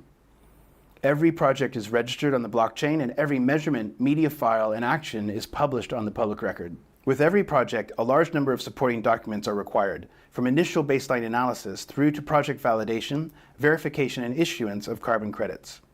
Blockchain does not store files directly, so instead we employ the Web3 technology IPFS. So when a file is added to IPFS, it is split into smaller chunks, cryptographically hashed, and given a unique fingerprint called a content identifier. This fingerprint acts as a permanent record of the file as it exists at this point in time. If a new version of the file is submitted to IPFS, its cryptographic hash is different, and so it gets a new fingerprint. This means files stored on IPFS are resistant to tampering and censorship. Any changes to a file do not overwrite the original. When a user requests a file using the proper credentials, IPFS queries the node network and recombines the hashed chunks back into the original file. Getting a little technical regarding the implementation. Verity Carbon uses an ERC-721 smart contract deployed on Polygon as a way to track files uploaded for carbon estimation areas, known as CEAs. The reason for having the smart contract is to demonstrate that data collected in the system is immutable and transparent, such that anybody is able to verify concrete changes in measurements taken from initial baseline measurements and values further down the line.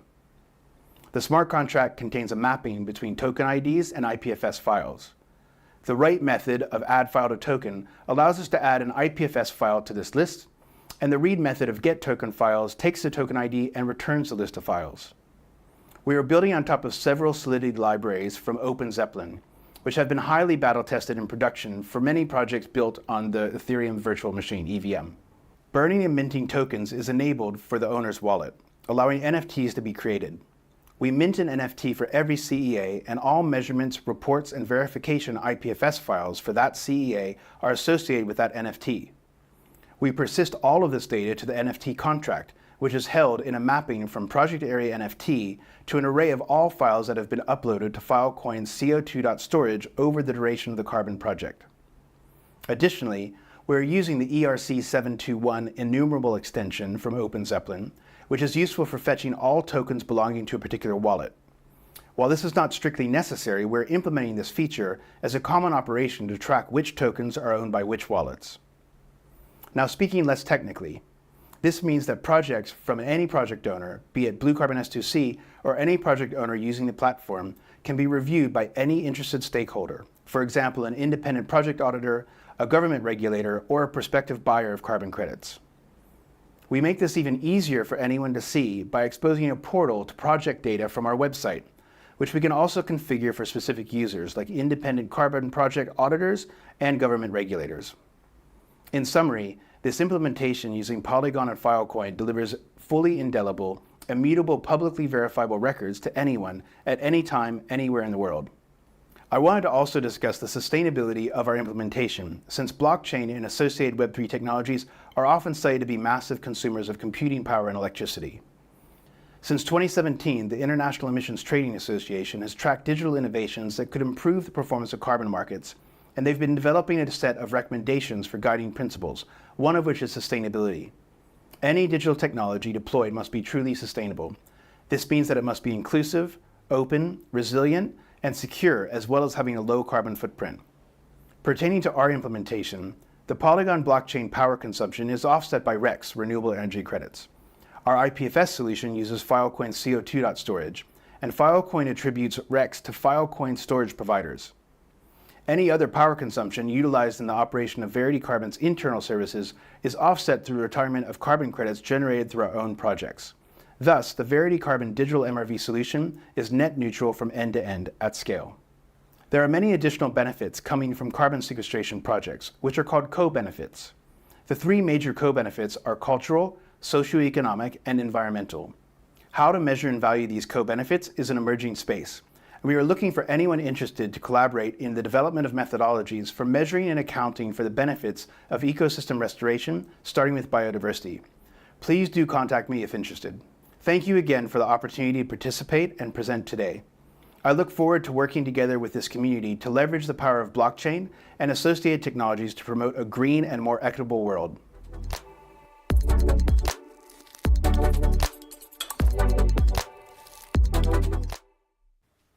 Thank you, Simeon and Justin, for those insightful presentations on your ambitious projects. Let's keep the show rolling as we move into our next deep dive segment on refi. Let's dive right in.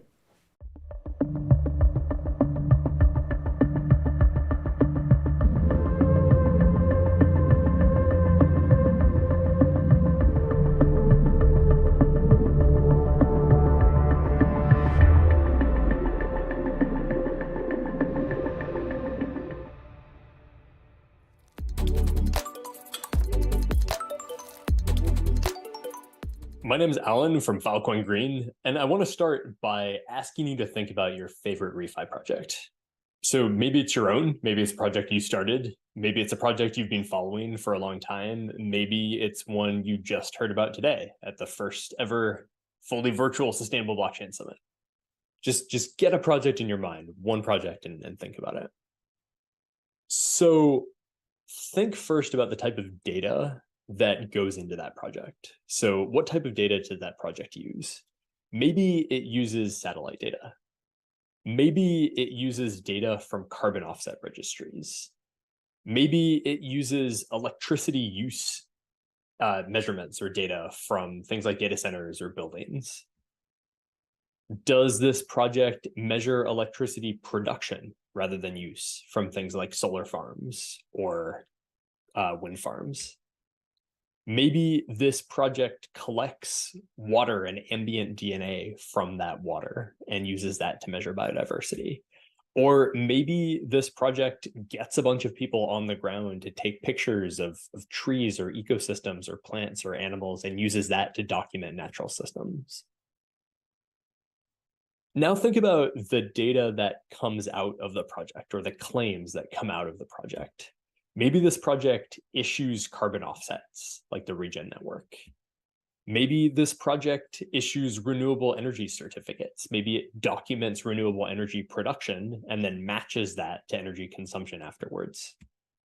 Or maybe this project rates other people's claims. Maybe the data that comes out of this project tells you who to trust and which claims might be a little more difficult to verify.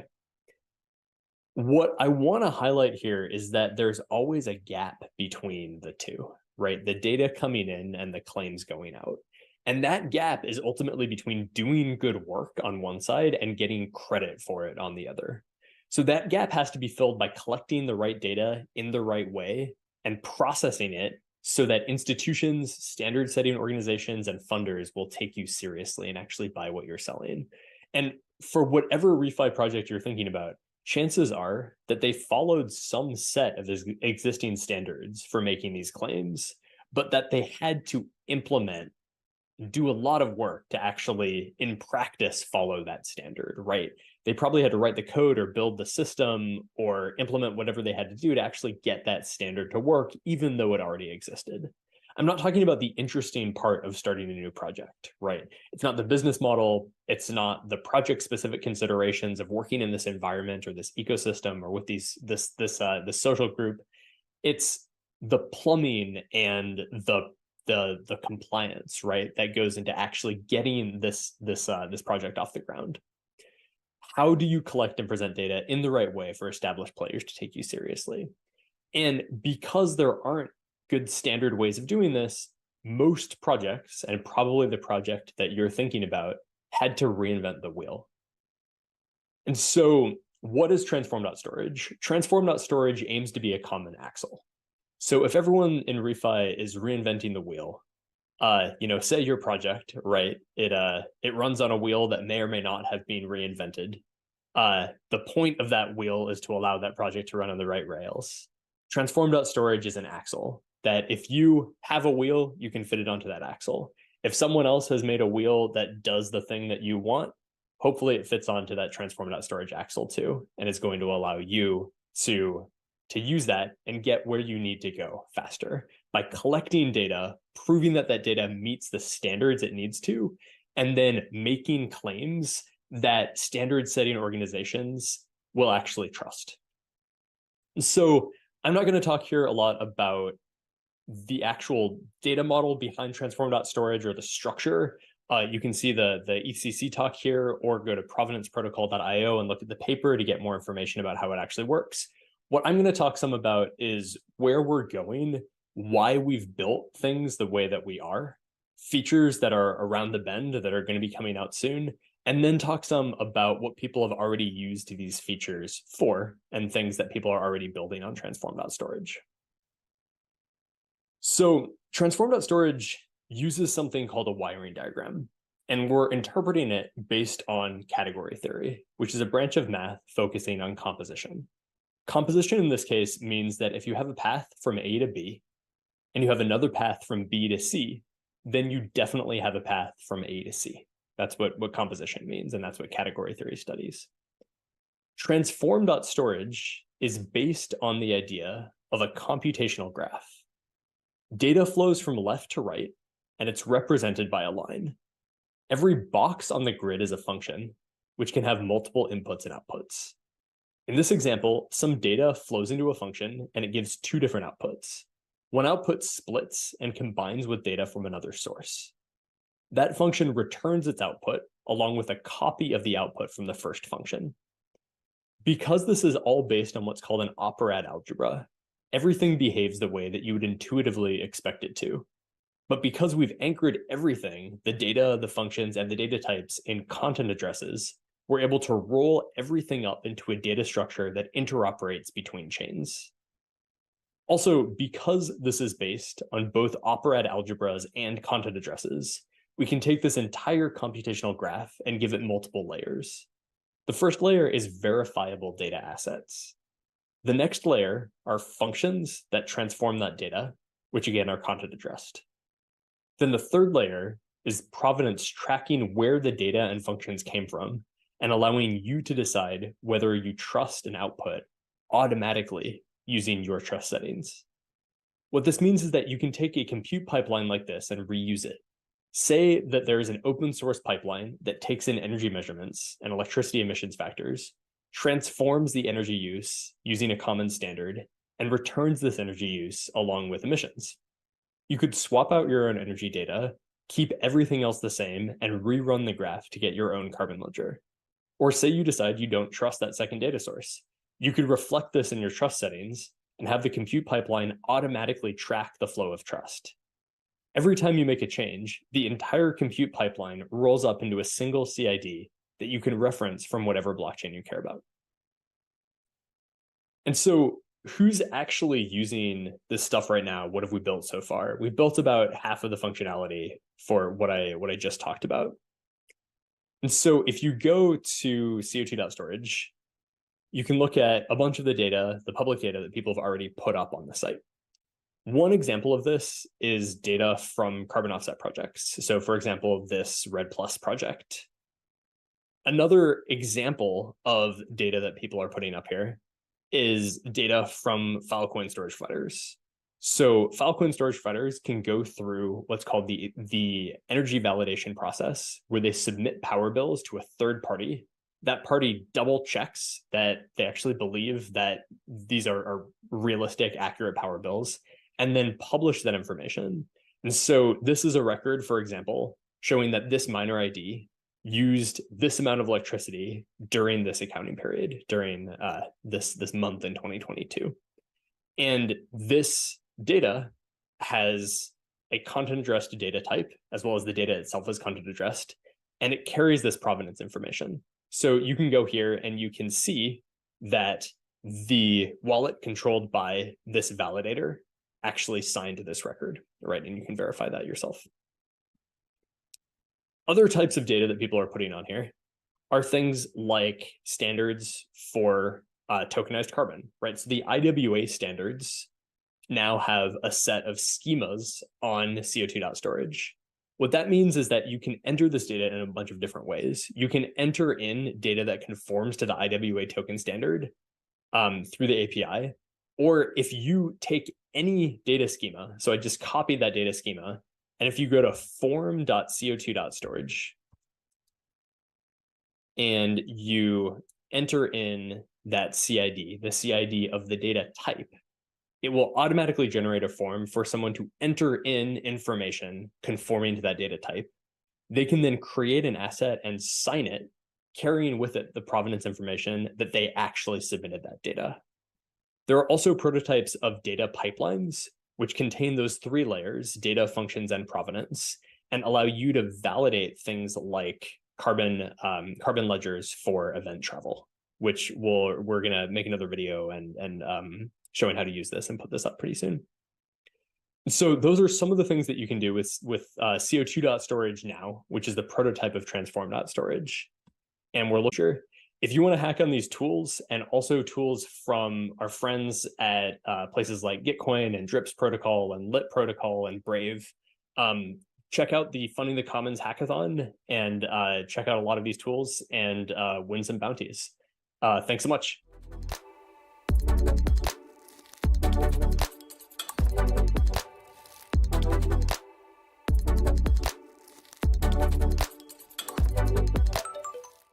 Hello everyone, I hope my screen is working and I'm really excited to be here.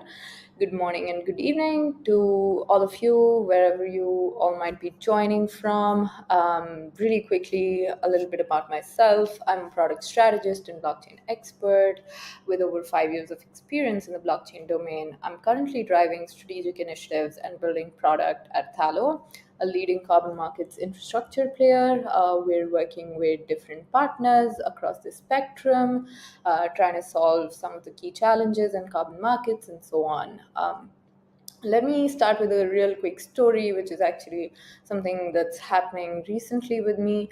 I'm moving to China by the end of this month, and while purchasing essentials, I was positively surprised to see a spate of net zero flight tickets, green t-shirts, not the color, essentially versions of sustainable commodities galore. So here's where I got the idea of looking into it. And let me throw some really mind-boggling stats at you. Consumers have been endorsing environmental claims and green claims heavily. So this is evidenced by a growth rate of 9.5%, which is nearly double of that which we see in conventionally marketed products, the products that do not really say anything about being green or sustainable and so on. And this is sustainable products experience double that growth than conventionally marketed products. And consumer behaviorists actually think that this is not a fad, rather a secular upward trend. And on the other hand, there's consumers who are saying 57% of consumers are saying that they would change their purchasing habits to avoid harming the environment. There are more than 50 global airlines that are offering carbon offsetting to passengers.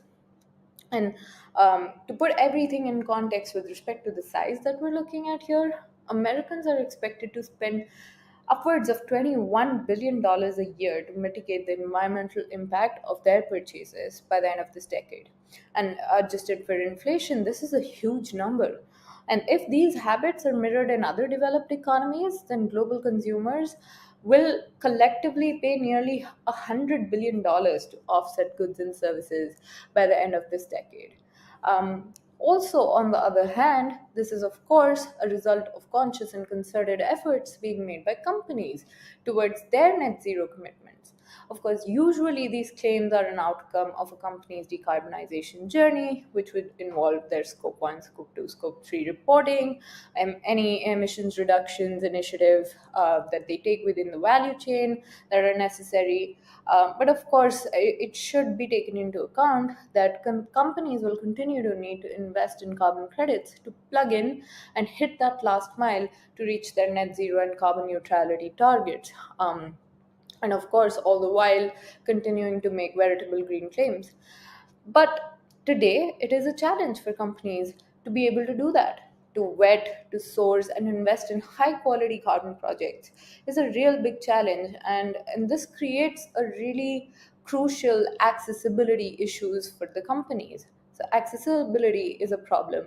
But on the other side of the story, if we think about you and I, the consumers, we are always and constantly trying to figure out the extent of integrity of any green claims out there. And so the question then becomes, how do we bring greater accessibility and integrity to green claims? Now, in my opinion, this particular problem needs a techno-legal solution.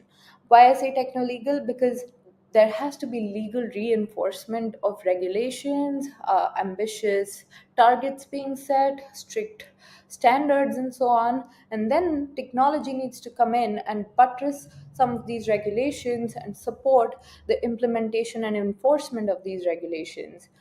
So, for instance, really quickly, if I were to talk about one of the latest policy directives that have come out from the EU, the Green Claims Directive, it aims to safeguard consumer interest in the emergence of all of these green claims and labels. So, the vantage point that EU Green Claims Directive has taken is to put consumer squarely at the center and requires companies to disclose more and more information and establish necessary parameters to call a product green, and thus protecting consumers from false claims and ensuring that the perceptions being formed around the brand are credible and well earned. So, but the other aspect of this is that while governments and regulatory bodies build up these guardrails, companies need to have a pathway to embed integrity first offsetting into their existing products. And this calls for a carbon market of the future, where technology will support the implementation of these standards. The gap between claims and verifying their impact has to be bridged by a technology stack that's built to enable transparency and scale. And this is where blockchain comes in. Now, blockchain brings with it three key things: traceability, transparency, and immutability. And most of the audience here would know why all of these things matter, but to really quickly touch upon each of these features, traceability ensures that the impact of claims will be traced from the point of origination to the point of disbursing financial benefits to the communities where these carbon related projects originated, different geographies and different diverse areas where these projects are originating, supporting different SDGs and so on. And you can really trace the impact. Now, the second thing is transparency. This means that all relevant stakeholders will have greater visibility. For instance, the consumers, all of us, would be able to understand where our finance has gone. Institutional investors will be understand where their finance has gone, and so on. So this will lead to greater trust overall. And immutability. This will make data records tamper-proof and allow for neat auditability end to end, thus again reinforcing confidence. Now imagine a world where data is recorded end to end on a blockchain, and at all times updates are expected to be credible owing to the property of immutability. Not only can companies trace the origin and destination of various carbon projects, but also consumers can be assured of the integrity of a green claim, and climate finance can thus reach stakeholders seamlessly across the ecosystem.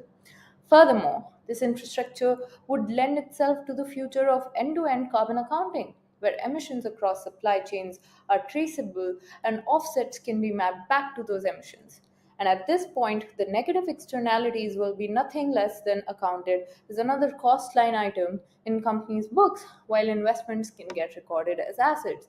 And this is what makes the carbon of the future, or the carbon accounting or carbon management of the future, where everything is so seamlessly embedded in existing day-to-day business that it's not a separate activity that a business has to take up and is already accounted for in their systems throughout. Now, total direct and supplier. Oops, I think my recording just paused for a second there. But yeah, so Harvard recommends this environmental asset and liability framework, and nudges organizations to produce real-time accurate supplier emissions data. And as frameworks like these pick up and are adopted, become more prevalent, blockchain can come in and be leveraged to scale carbon markets of the future in line with such accounting frameworks. Another wonderful example of leveraging blockchain is the recently launched Opschain ESG product from EY. Now, it's a first of its kind product which is enabling organizations to tokenize their emissions in a bottom up fashion throughout the supply chain. And as they generate more and more data, they can do more real time accounting, reporting, analysis, and be able to invest in climate action where it's most necessary, making everything seamless and transparent. Really quickly, also touching upon what we're doing at Thallo here. We at Thallo are building towards this carbon market of the future by providing organizations with our carbon as a service API, thus enabling companies to access high quality credit supply on one side and providing them the infrastructure to offer to their customers and their clients an ability to seamlessly offset, and bringing both of these sides together in such a resource efficient way where companies don't really have to go and vet and investigate all the projects, because we're sourcing all the highly accredited supply. And also on this side, they don't have to build all the infrastructure to enable this offsetting mechanism, because they can just seamlessly in their existing tech stack integrate with our API. And this helps companies to introduce new revenue streams, unlock new demand, and has applications across industries. So to just wrap it up, I would say that blockchain, of course, is not a panacea of a solution. And with all technologies, of course, problem solving tends to happen in silos. But for instance, at Thallo, we've been trying to mitigate this by focusing on powerful and proven impact areas first, such as we're trying to build in a very product developer focused way, ensuring that product developers are a back center of our focus and they get all the climate finance and everything is traceable end to end and so on.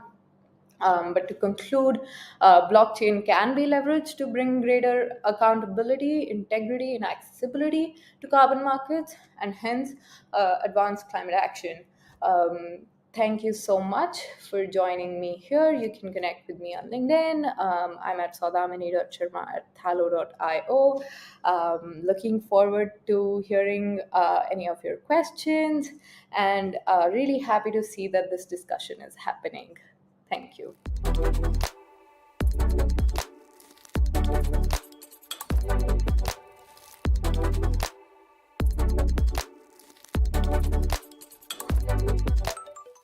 Hi guys, My name is Tobias, and I'm an economist and engineer.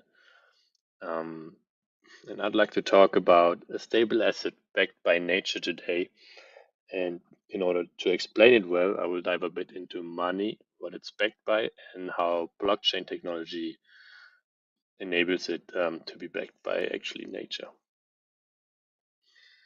If there's one thing that you take out of this talk today, it would be that money can be a bit more friendly if it would be backed by money. And that money, how it's designed currently, is not that friendly, especially to the environment. And that blockchain technology and stablecoins actually make it possible to implement money backed by nature, by something more friendly to our planet. Let me dive into the history of money creation. So very early on, humans have been trading peer-to-peer before using simple objects such as seashells to facilitate trade and enable the store of value. A bit later on, they have been using gold coins or silver coins made out of actually gold or silver. And then again, a bit later on, humans invented paper money not that long ago. And initially, paper money was backed one-to-one by a commodity, for example, gold or silver, and it was also exchangeable against that commodity. So it was actually backed by something. Until someone in the 1970s, I think President Nixon back then ended the gold standard for the US dollar. And since then, central banks have been able to print money more freely, which also meant that government have made use of that and have taken on more and more debt because money is usually created by debt, by someone taking on debt. And that's also the backing of money today. If you imagine money in the past being backed by gold or silver, today money would be backed by debt. And the repayment of the debt initially leads to economic growth because that economic growth is necessary to repay the debt and for that money to remain valuable and functional. But there's a problem when money is backed by debt and economic growth, because what Charles Eisenstein, a philosopher working on regenerative economics, observed that whatever backs money, people tend to make more of it. So when seashells were a form of money, people could collect seashells because it was valuable. When money was backed by gold, people have been digging up gold like crazy because it was valuable. And now people obviously also want more and more money, which means that usually economies take on more and more debt, and governments take on more debt and debt and debt. But that can become unhealthy and unsustainable and can lead economies into real trouble. And it's also not good for the environment because environmental costs are usually not priced into our modern Western economies, at least. So when you understand this dynamic, what money right now actually is, the question arises: why not back money with something more sustainable, something that the world and people need more of? For example, clean forests or biodiverse and protected oceans. And this is a very theoretical concept, which would be hard to execute. But since blockchain technology, where people have created their own forms of money, this actually has become possible. And that's what we will be looking into right now. Stablecoins is a relatively new form of money on blockchain technology, and there are broadly two categories. One is fiat-backed stablecoins, where someone, as an example, deposits €1 in a bank account, in a custody bank account, and gets a digital representation of that €1 in the bank account on the blockchain, which is the stablecoin.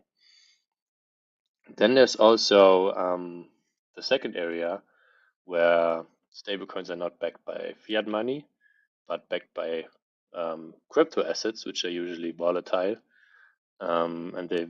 which means they vary in their value.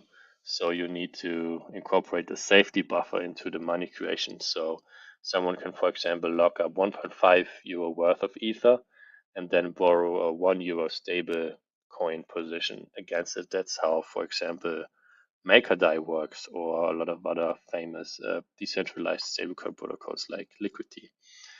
And that mechanism where someone posts an asset and borrows something against it, in this case, the stable coin, the stable side of the loan, it's called a collateral debt position, a well-known concept out of finance, and also all the traditional forms of money, whether backed by gold, whether backed by debt, is a collateral debt position.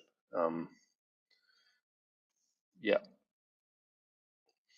And now this alone doesn't make money better from an economic perspective. It digitizes it, which has some usability and trust benefits.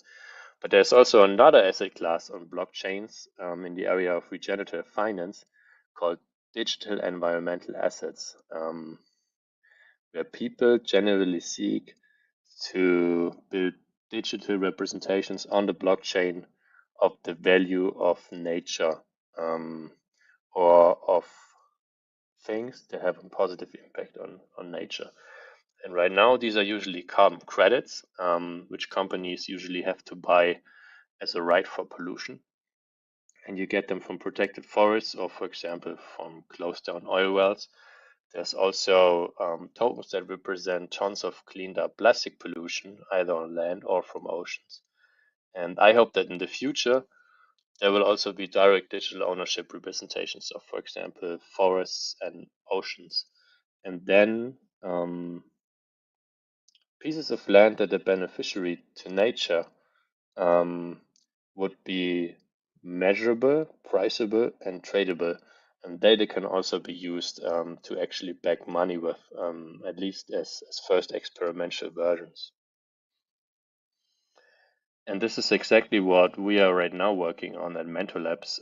We call it ReFi Stable Asset as a project name right now, where instead of fiat money or Ether as collateral, someone can post regenerative financial assets, for example, carbon credits in the beginning, or anything else that's yet a bit to determine, and then borrow the stable asset portion of it against it. And to what that would lead, or how that would have positive impact, is when the stable coin gets demanded and used, there's also more demand for the collateral assets. So, for example, in the case of MakerDAI, a lot of people request MakerDAI, and then obviously the demand for Ethereum is there. And we hope, or we imagine, that form of money can actually have a positive impact and different dynamics than traditional money has today. And the time, unfortunately, does not permit diving deep into the assets, but I wrote up a couple of blog posts diving into the research, diving into the technology of the ReFi stable assets, and also a bit more in the economic backgrounds, which can be found on the Mentor Protocol blog on mirror.xyz. Coming back to the one thing that I'd like you to remember from this talk is that nature-backed money can be a more friendly version of money to humans in our planet if we change the mechanism that money gets created a bit. Blockchain technology and stablecoins actually make it possible for the first time. All right, thank you very much for your time, for listening.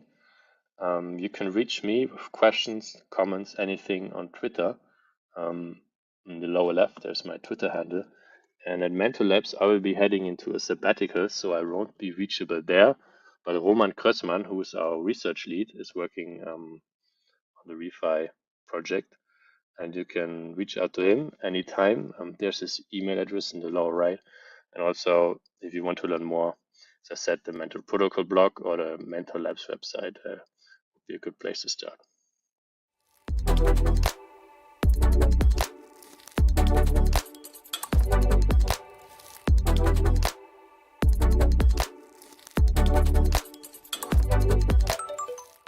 Hi, my name's John Trask. I'm the CEO of Dimitra. I've been working over the last 30 years of my career in solving supply chain problems using technology around the world. I'd like to introduce Dimitra Incorporated. Dimitra is a corporation that we started a few years ago to work on agricultural challenges, helping farmers make better decisions and record pieces of data that will help them increase their yield, reduce their cost, and mitigate their risks. One of the big risks that farmers are facing and industry is facing is deforestation. Right now, about 10 million hectares of forests are lost every year as a result of deforestation. Agriculture is a huge component of that. Starting in 2024, the EU has a new regulation that has been approved, and it's called the EUDR. There will be tighter controls on particular commodities that are heavily involved in deforestation. So this is putting pressure on farmers, particularly small farmers who currently lack access to advanced technologies. These farmers are often the last to avail of better ways of working with technology, and farmers, cooperatives, importers, and manufacturers need to start building track records and actually start evaluating supply chain compliance. Farmers need to adapt these technologies now. In 2024, it's probably too late. The EU is banning the importation of the following products: palm oil, cattle, soy, coffee, cocoa, timber, and rubber. Keep in mind, they're not just banning those direct products, they're banning all of the derivatives that are coming into the EU. So this is going to make a huge impact. Almost 150 countries have committed to eradicating deforestation. About 141 countries signed up. Since then, a number of other countries have signed up, and the EU is taking the first step forward in achieving the goal of eliminating deforestation. They've picked these 7 commodities because those are heavily linked to deforestation. Farmers remove trees in order to create more grazing land for cattle or plant more soy or cocoa or any of the products. If the world continues on its current path, we'll only have 10% of our forest remaining by 2030. We have to act really quickly. And we've developed a global solution to create the supply chain records to ensure regulatory compliance and traceability records. And it's regardless of international frameworks and borders. We have 5 platforms that help farmers on the crop side, deforestation side, and livestock side. We are combining those platforms to make an integrated application or 3 individual separate applications in order to help farmers with the challenges that they're having. We've got a really innovative tech stack. We start typically with a mobile app, but we also work in web. We build in components of artificial intelligence. So as a farmer enters data into the system, we're doing analysis of that data in order to make recommendations. We also have a learning component within the system to teach best practices around how do you manage each individual crop. We incorporate drone and satellite. We've developed 23 satellite reports and a number of reports for drones. And then we take all of the critical data and we write it to blockchain. One of the challenges in solving the deforestation issue is using satellite to identify trees and bushes and grass and training it to understand the differences. So we use a number of tools and a number of ways of doing this. We spend a lot of time training our machine learning on a region by region basis versus using a global training model. And by doing this, we get our accuracy well over 90%. Those who use a global training model typically would have accuracies under 80%. So then there's a bunch of rules around deforestation. And we've trained and modeled our system so that our machine learning can distinguish between the different rules, and we create them in layers. So the first basic rule that we follow and the first layer that we create within our system really looks at what is happening with the forest. what trees were there in 2020, which is the cutoff date for the EUDR, and what trees are there now. So what has been added, what has been removed, and those could be added or removed by natural causes, as well as actual deforestation where somebody's out cutting them down. The next 4 individual pieces really are the key to our system's success and the key to assuring that we meet the regulations. So when we look at a forest has a certain size according to regulation, half a hectare. And removal of elements of that is what we measure. The next piece is that the trees need to be higher than 5 meters. So most systems don't evaluate the height of the tree. The next piece is canopy. And how big is the canopy? What's the density look like? Is it greater than 10%? Because then it falls under the definition of forest. And then beyond that, one of the most complex components is what's the future state of that forest? So if the trees are sitting at 4 meters today, but they're expected to be over 5 meters tall in a year or two, we have to look at the potential growth of that forest as part of the analysis. So if you take these individual components, then you need to look at those combined, and we offer those in layers, and use that as part of your analysis on whether a farm is deforesting or not. Let's look at a real life use case, and let's use coffee, for example. A coffee farmer is growing on the side of the mountain in Indonesia, making great coffee. They've got a farm that they need to prove to their end users, the coffee companies in Europe, that they are compliant and they're not deforesting. They draw a real quick geofence within our system around their farm. Our system analyzes that and looks for areas of non-compliance and produces a certificate. That certificate then can be shared with the supply chain from the coffee farmer to the roaster in this example.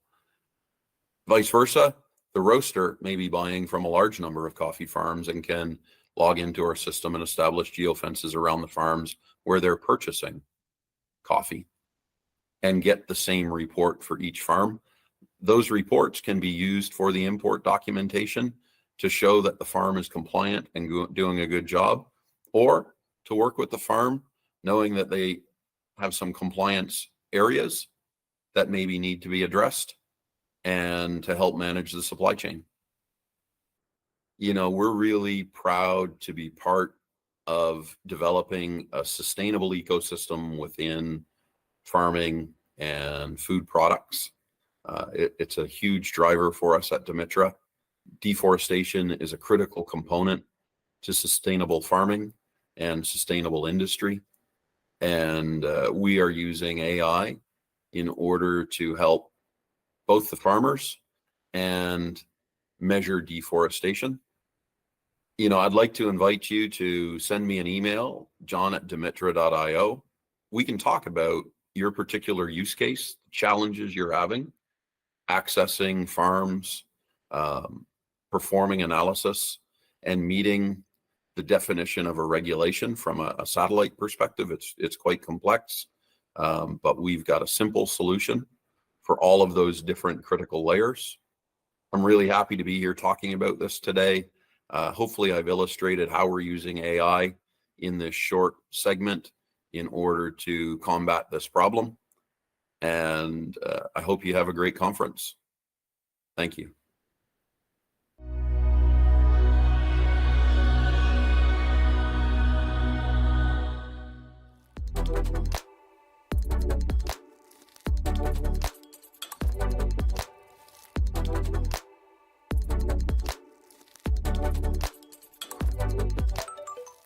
Hi, everybody. I hope you're enjoying the Sustainable Blockchain Summit thus far. A big thank you to Mark, the Filecoin team, all the other organizers for putting this all together. It's really exciting to see so many thought leaders and innovators in the refi and blockchain sustainability space. I'm excited to hear some of the other sessions and really just great to see all the different solutions that people are creating. My name is Elliot David. I'm the head of climate strategy and partnerships for Sustainable Bitcoin Protocol. We are the leading solution in Bitcoin sustainability, incentivizing Bitcoin miners to use and deploy clean energy sources, and helping to achieve climate positivity through the Bitcoin network. Today, I'm going to talk to you a little bit about Bitcoin and how it could potentially be a solution to some of the biggest challenges in sustainable development, including energy poverty, financial exclusion, and the digital divide. So, most people, when they think of Bitcoin, they kind of associate it with, a climate disaster. Proof of work mining is boiling the oceans. It's certainly very energy intensive, but I'd like to sort of dive into some of the maybe misconceptions and maybe, the background around Bitcoin and why it uses so much energy. Most of you probably already know this. This is just a slide I use when teaching college classes, but, Bitcoin was created, over a decade ago. Still fairly new. If it was a person, Bitcoin today would be, pimple-faced teenager. But it runs on this, peer-to-peer network that is secured by proof of work. It's decentralized, it's distributed. There's a public ledger. Sort of the first real application of blockchain that creates this monetary network. Now, proof of work, or Bitcoin mining, is the mechanism by which we secure this global monetary system. Essentially, people are constantly expending energy and computing to try and compete for these block rewards, which are released every 10 minutes, or they're trying to receive transaction fees. Basically, the reason why Bitcoin consumes so much energy is in order to secure the network in this way. Obviously, proof of work has some merits, demerits. Proof of work versus proof of stake comes a lot in the blockchain debate, but basically they each have their own advantages and disadvantages. In the case of proof of work, it's secure. There's difficulty adjustments, which can adjust over time. It's totally permissionless. It's totally decentralized. There's no, CEO of Bitcoin. Anybody can access it anywhere in the world, so long as they have energy, internet, which I'll get to in a little bit. A lot of you probably already know this as well, but there are a lot of challenges within the clean energy transition. We need to rapidly build out a lot of clean energy infrastructure, and the nature of renewable energy sources is that they tend to be intermittent. This means that, it doesn't always, the sun doesn't always shine, the wind doesn't always blow, it's not always wet. Basically, we can't control the amount of generation that comes from solar, wind, hydro, even in some cases, nuclear energy. And when there is an excess generation of these sources, we basically have to shut down, production. So you'll have places where you have an abundance of solar energy or abundance of wind energy, and you literally have to shut off the wind turbine or, close down the solar connection because you have too much generation. And on the grid, you always need to have this really delicate balance of supply and demand. This also leads to grid resiliency and reliability issues, when there's an extreme weather event or when there's too much or too little demand on the grid, or too much or too little supply. Basically, the grid can fail, which can lead to really deadly results. As we all know, our world runs on electricity, and when the grid goes out, it can have a real deep impact on people's lives. In order to, meet the incoming demand, for renewable energy sources, we're going to have to basically increase our capacity to do what's called demand response, which is really just saying that we're going to need a lot more flexible loads of energy coming onto the grid in order to balance out this flexible intermittent generation of renewable energy sources. As a side note, also, methane, which is one of the most potent greenhouse gases, is really abundant. It comes from primarily oil and gas, landfills, and the agricultural sector, and it's really terrible for the climate. It's got much higher warming potentials than CO2, and avoiding methane is one of the most powerful short-term solutions we have to addressing the climate crisis. Now, it might seem counterintuitive to think about Bitcoin as a decarbonizing technology, right? When you use more energy, which Bitcoin does, many energy sources also have an emissions profile. So how could adding more demand for energy in any way be decarbonizing? It seems very counterintuitive. But Bitcoin or Bitcoin mining as a load is very unique in that it has three special characteristics that aren't really found in other technologies.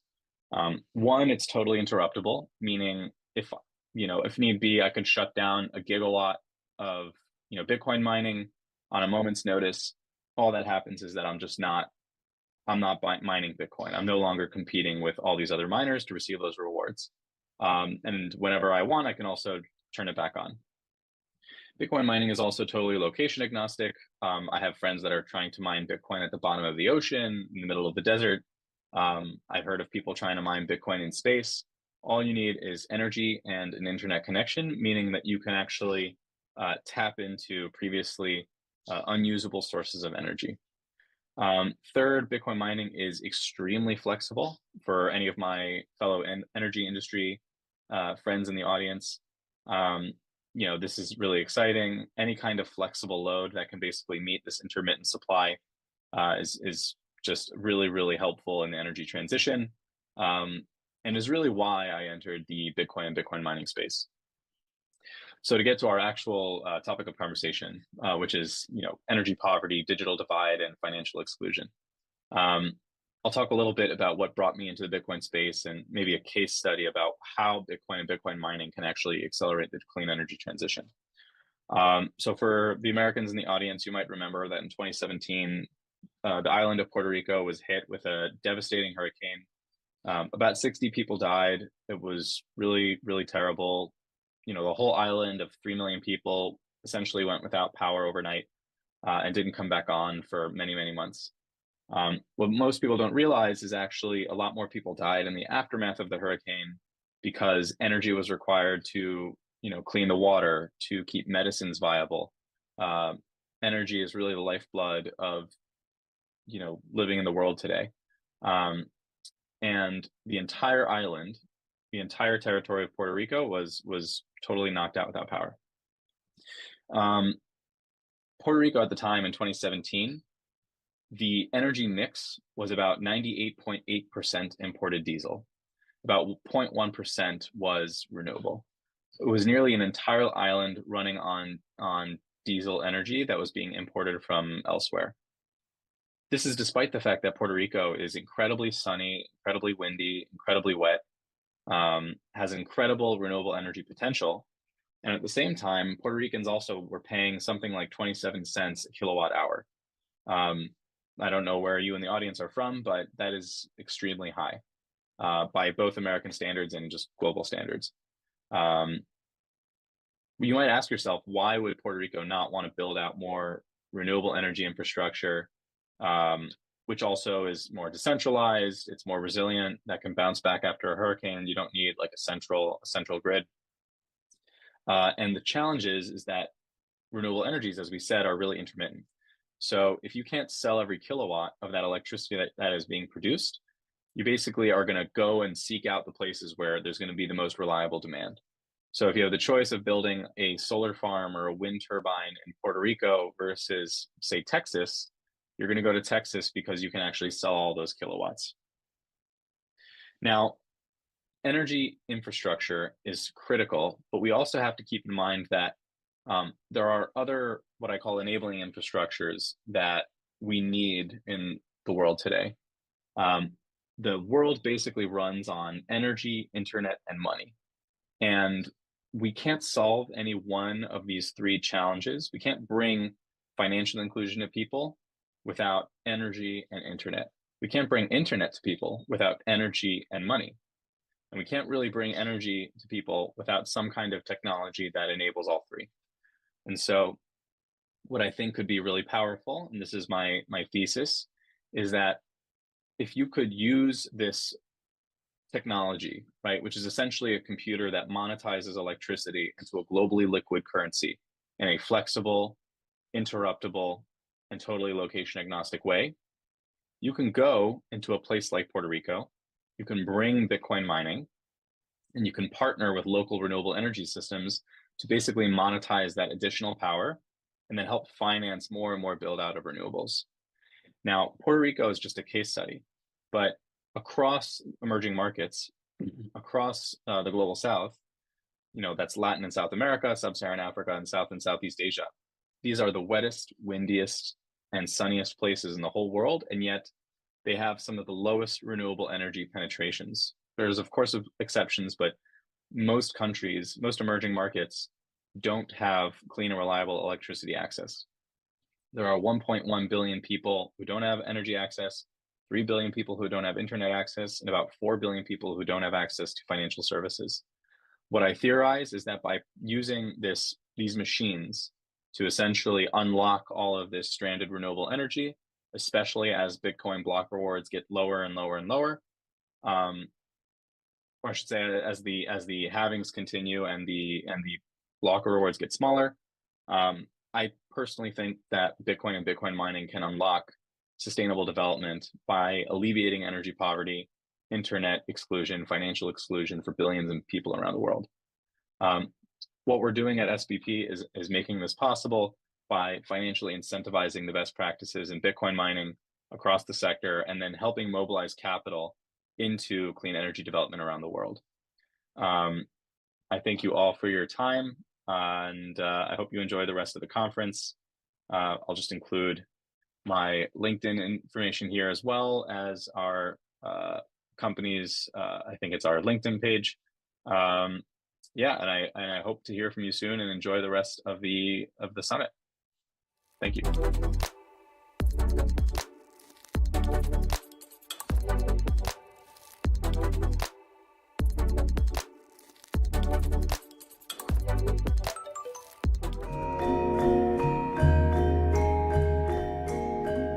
Good day, esteemed colleagues and sustainability enthusiasts. My name is Clay Graham. I'm a sustainability technology architect at a stealth startup that's passionate about bringing visibility and fidelity to the voluntary carbon markets.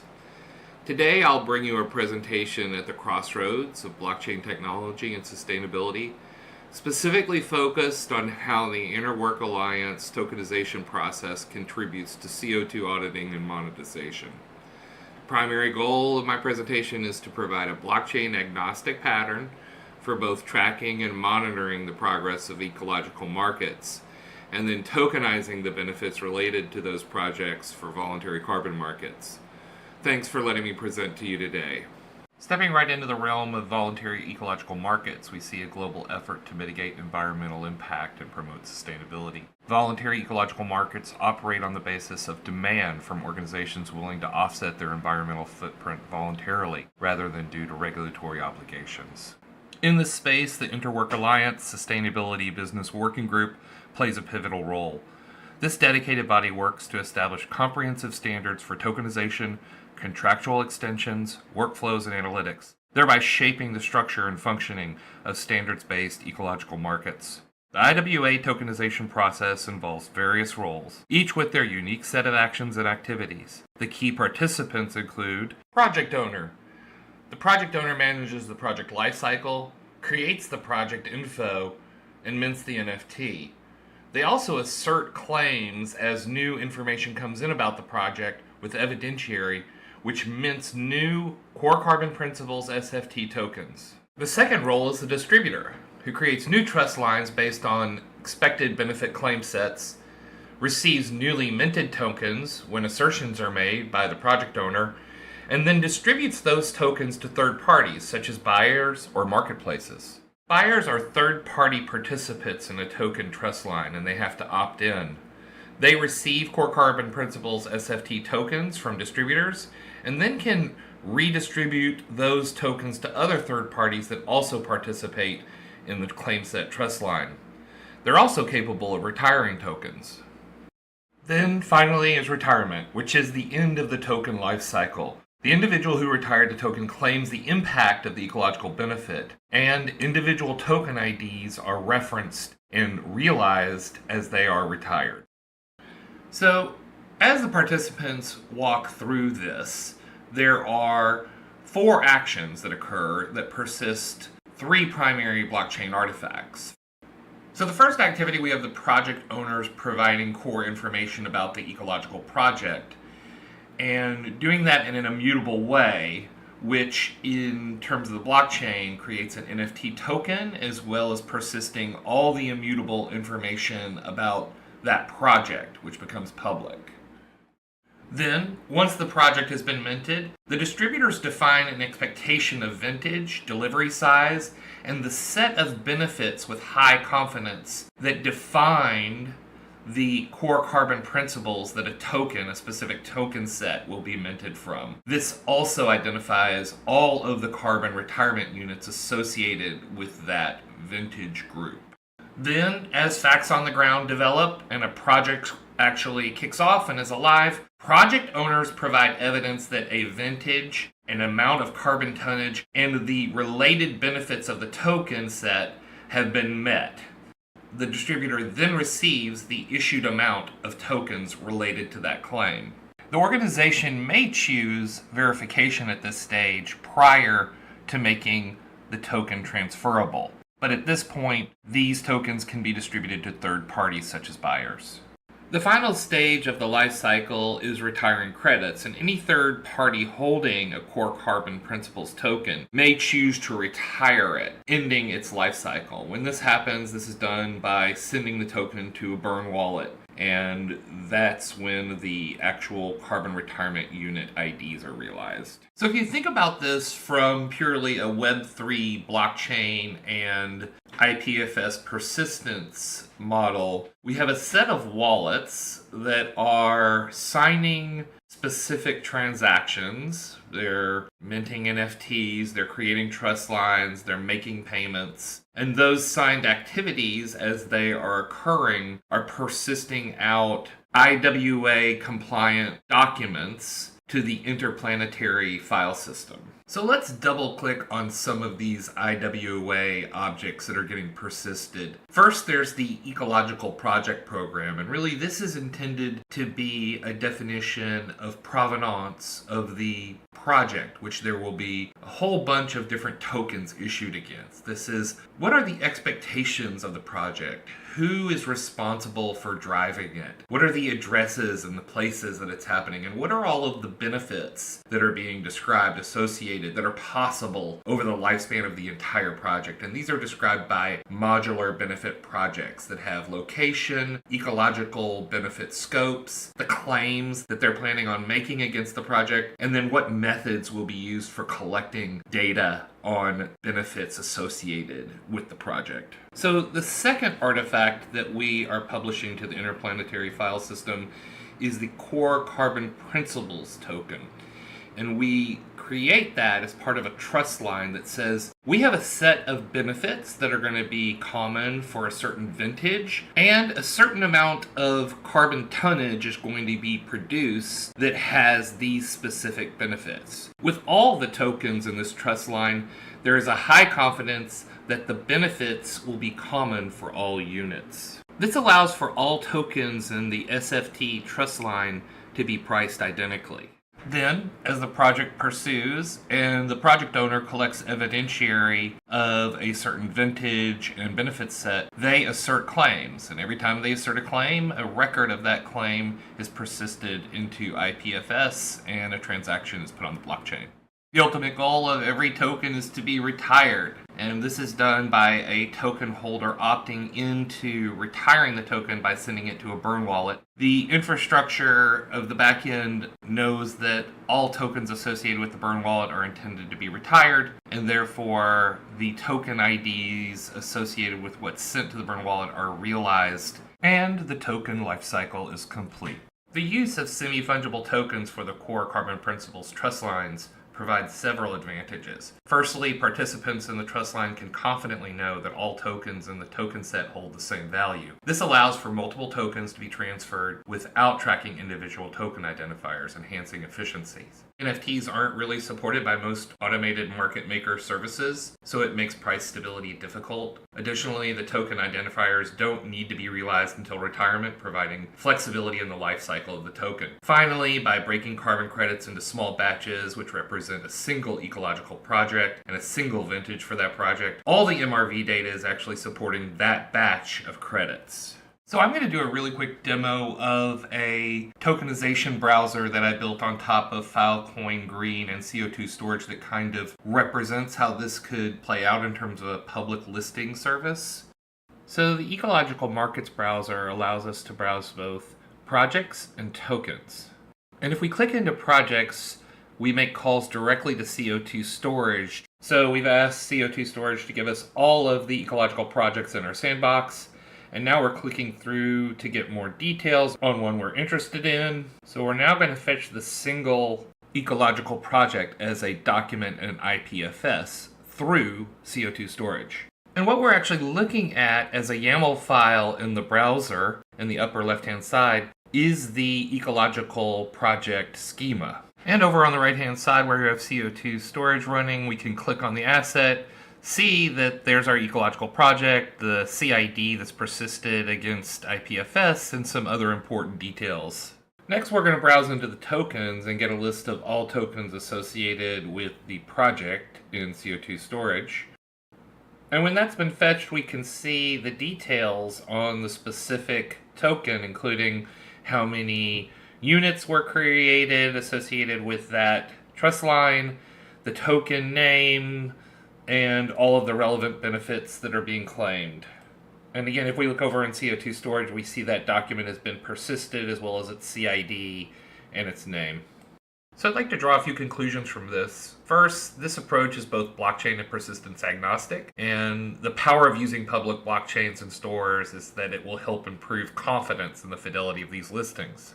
Secondly, verification and forwards are still aspects that need to be addressed more in this pattern. We really aren't addressing how to collect verification data or put it on the blockchain in this model. I personally believe that opening up ecological market business processes and improving visibility will help grow the availability of high-quality voluntary carbon markets.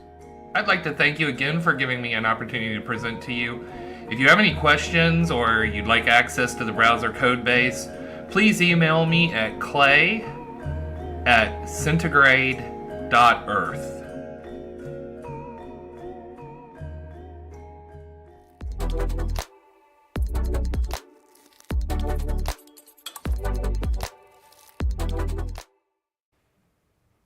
Thank you, Alan, Sudamani, Toby, John, Elliot, and Clay. Man, we have heard from some awesome speakers in the biodiversity, energy, and refi spaces. But don't worry, there's even more. Remember to explore the projects on the interactive map to hear from even more speakers in these spaces, such as Dion Protocol, Green Digital Guardians, Topple, Chemotronics, RegenWise, Path Collective, Zero Labs, and SXX Future Data. And next up, I'm excited to present our panel for today, Community, Governance, and Refi, featuring the moderator, Esther Silva, and the panelists, John Ellison, Magenta Siba, and Juan Giraldo. Also, please remember that after the discussion, there will be a live Q&A. So don't be shy. Send in your questions for the panelists in the chat, or raise your hand during the Q&A portion at the end to ask a question live. All right, let's get started. Over to you, Esther.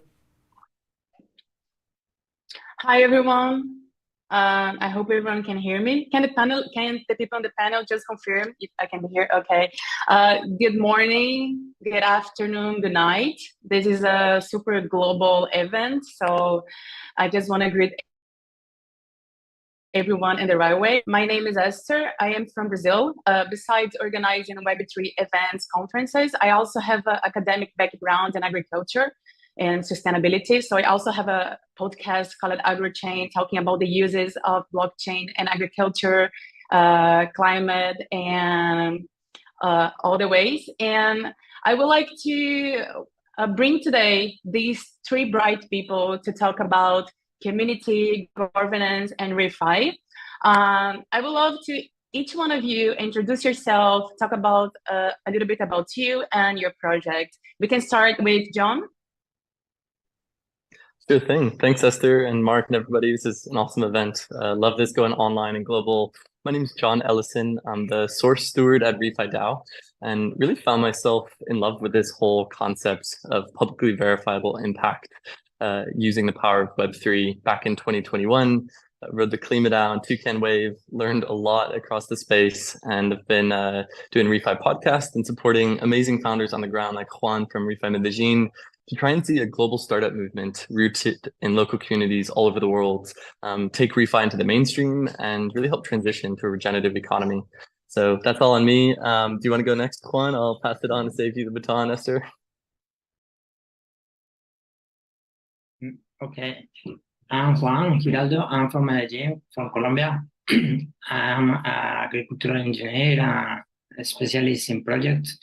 I have been trying to find like the best use of crypto. So I started a personal project that is Green Digital Guardians. is showcased in the videos in this event. From this way, I just found RefiDAO, and we found a call to start local nodes. So I decided to start a local node with some other folks here in Medellin. So we started the local node in Medellin, trying to preserve Medellin as a beautiful city. Like Medellin is a city of eternal spring. So we want to preserve this city as beautiful as it is. So this is my background. That's all.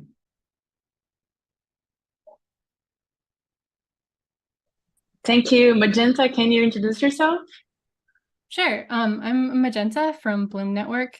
Let's see, I live in New Hampshire now, but for 15 years, I was a community organizer in the Bay Area, building coalitions between tech people, alternative economy people, social justice people, and ecology people.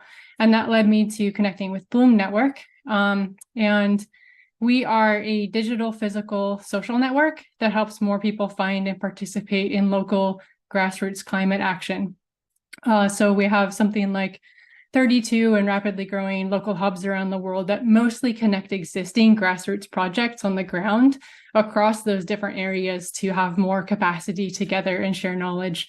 And for the past, since 2011, I have been working on developing a sustainable financial model to finance community organizers' labor, because globally, for the most part, there is no funding for that kind of labor. It doesn't really structurally fit with nonprofit or kind of startup funding models. So yeah, we kind of have that figured out with the tokenomics system, that so all the profits go to the local people working on the ground, so we can like more quickly and cost effectively mobilize to address climate between like the slower moving kind of government structures and so forth. So that's where I'm coming from.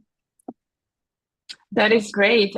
You mentioned participation, and bringing the community to participate is one of the points of the regenerative finance. But sometimes people, they cannot even participate because they're marginalized. They're outside of the whole system. So how can what is the point of view of you guys thinking about your project, and how can you take these marginalized people that are outside of the whole system? I think like Juan is from Colombia, and myself, I'm from Brazil. We know that people, they don't have sometimes internet, they don't have access to content, because most of the good quality contents are in English, and they don't speak English, they have like a different language. So how do we ensure to bring these voices, these people to participate and engage on the project and the governance? What do you guys think? So, for example, I am like one of the big voices that always say that all crypto is in English, and Latin America people don't know how to use things in English. So we need to translate every document.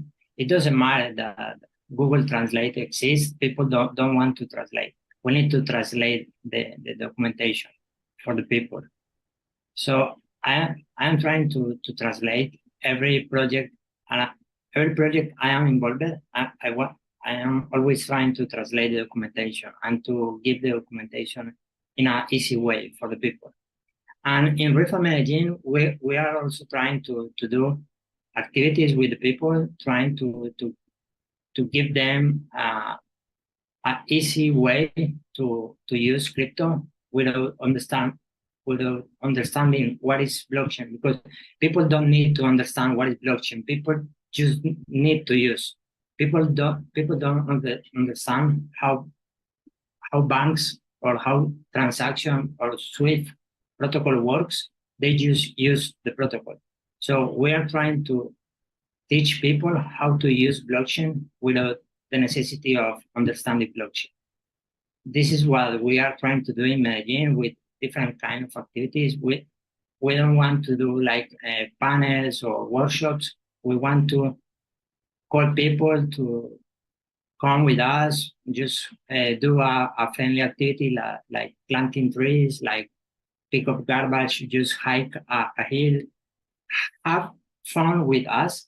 And when they have fun with us and they feel trust with us, we can teach them how to use crypto, because people is super afraid of use crypto. Yeah, and I think, Juan, I love that example in your guys' GitHub repo, like the activation stations where you can actually get people set up with the wallet, give them a little bit of, 5 CUSD or whatever to get playing, and then show them, all the different things that they can do with it. So I think the local organizing on the ground is really important, and making it accessible, mobile first is super key. And the community element, I think, is integral, because that's why I'm here in Refi, is the community. So it's a lot easier when you got friends to do it with. I'd be curious to get your take, Magenta, because you're obviously working with like quite a different community than the typical, Web3 project. Yeah, I'll probably focus on the governance piece with this one, because what we're finding is that most of our communities, they eat dinner together, they know each other, they have deep relationships, and they have their own kind of independent governance practices. So often it's working so far that we'll have, a couple people in a community and increasing numbers of people in the community who are onboarded to blockchain, understand how to use a wallet, how to vote in a multi-sig or snapshot or something like that. But their true governance practices largely happen off-chain. So we'll be gradually onboarding people to that. We have a professional technology instructor who's been developing a curriculum to help people learn how to use a wallet for the first time and so forth. But we're finding a hybrid online and offline governance approach to be important for including the robust amount of stakeholders that need to make decisions when it comes to local resources.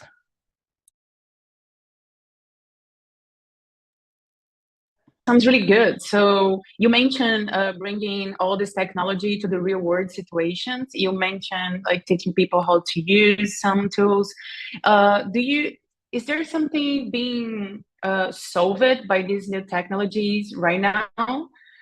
Or you see it more like a perspective of short term or long term? I want to hear from all you guys in your specific region and with your project, how like real world problems are being solved right now with between the community. Yeah, I think Open Forest Protocol is a great example of this. They saw a gap in the forestry market, given the size of normal traditional carbon project developers. It's usually pretty prohibitive. You have to have large amounts of land to access these markets, and therefore lots of the small parcels of land around the world aren't being regenerated. And so I think it was interesting to see one of the partners at Refi Lisboa, a traditional dream factory, actually leveraging Open Forest Protocol to prove to donors the planting of trees to monitor, report, and verify at a very small scale.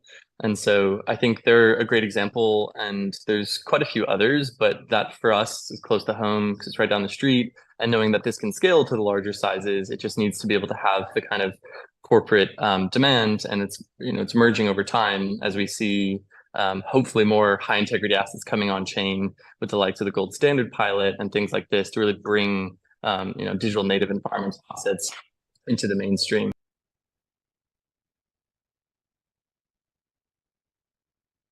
Thank you, John. Juan and Magenta, you want to speak on this? I think you're muted. Okay. You're talking about real problems that we are trying to solve real problems with refi managing, because, for example, we are trying to do activities with,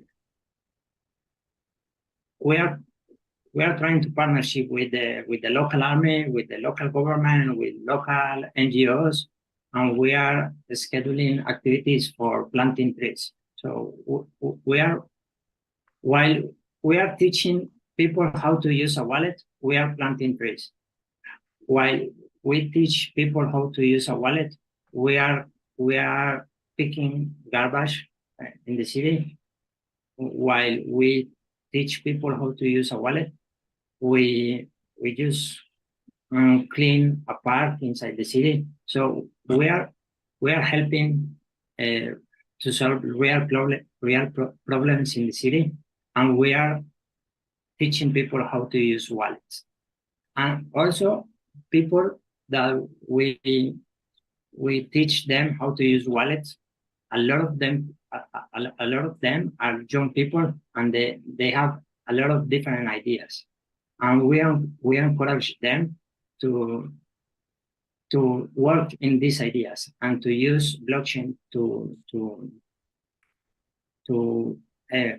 get these ideas to be a real project. And we propose for to present it to a community fund. We propose a grant, and they give us a grant.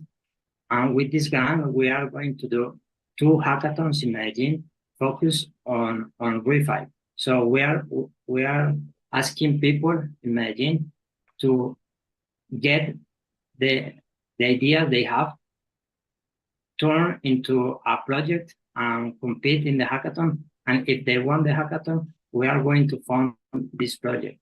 This is how we are trying to help solve real problems. Thank you, Juan.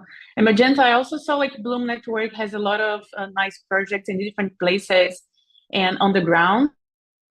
And normally people on the ground, they don't really have like, so I wanted to comment on the project in real life, and also like, how do you help these people to onboard and engage on a subject that must be super new to them, as Web3 and blockchain technology?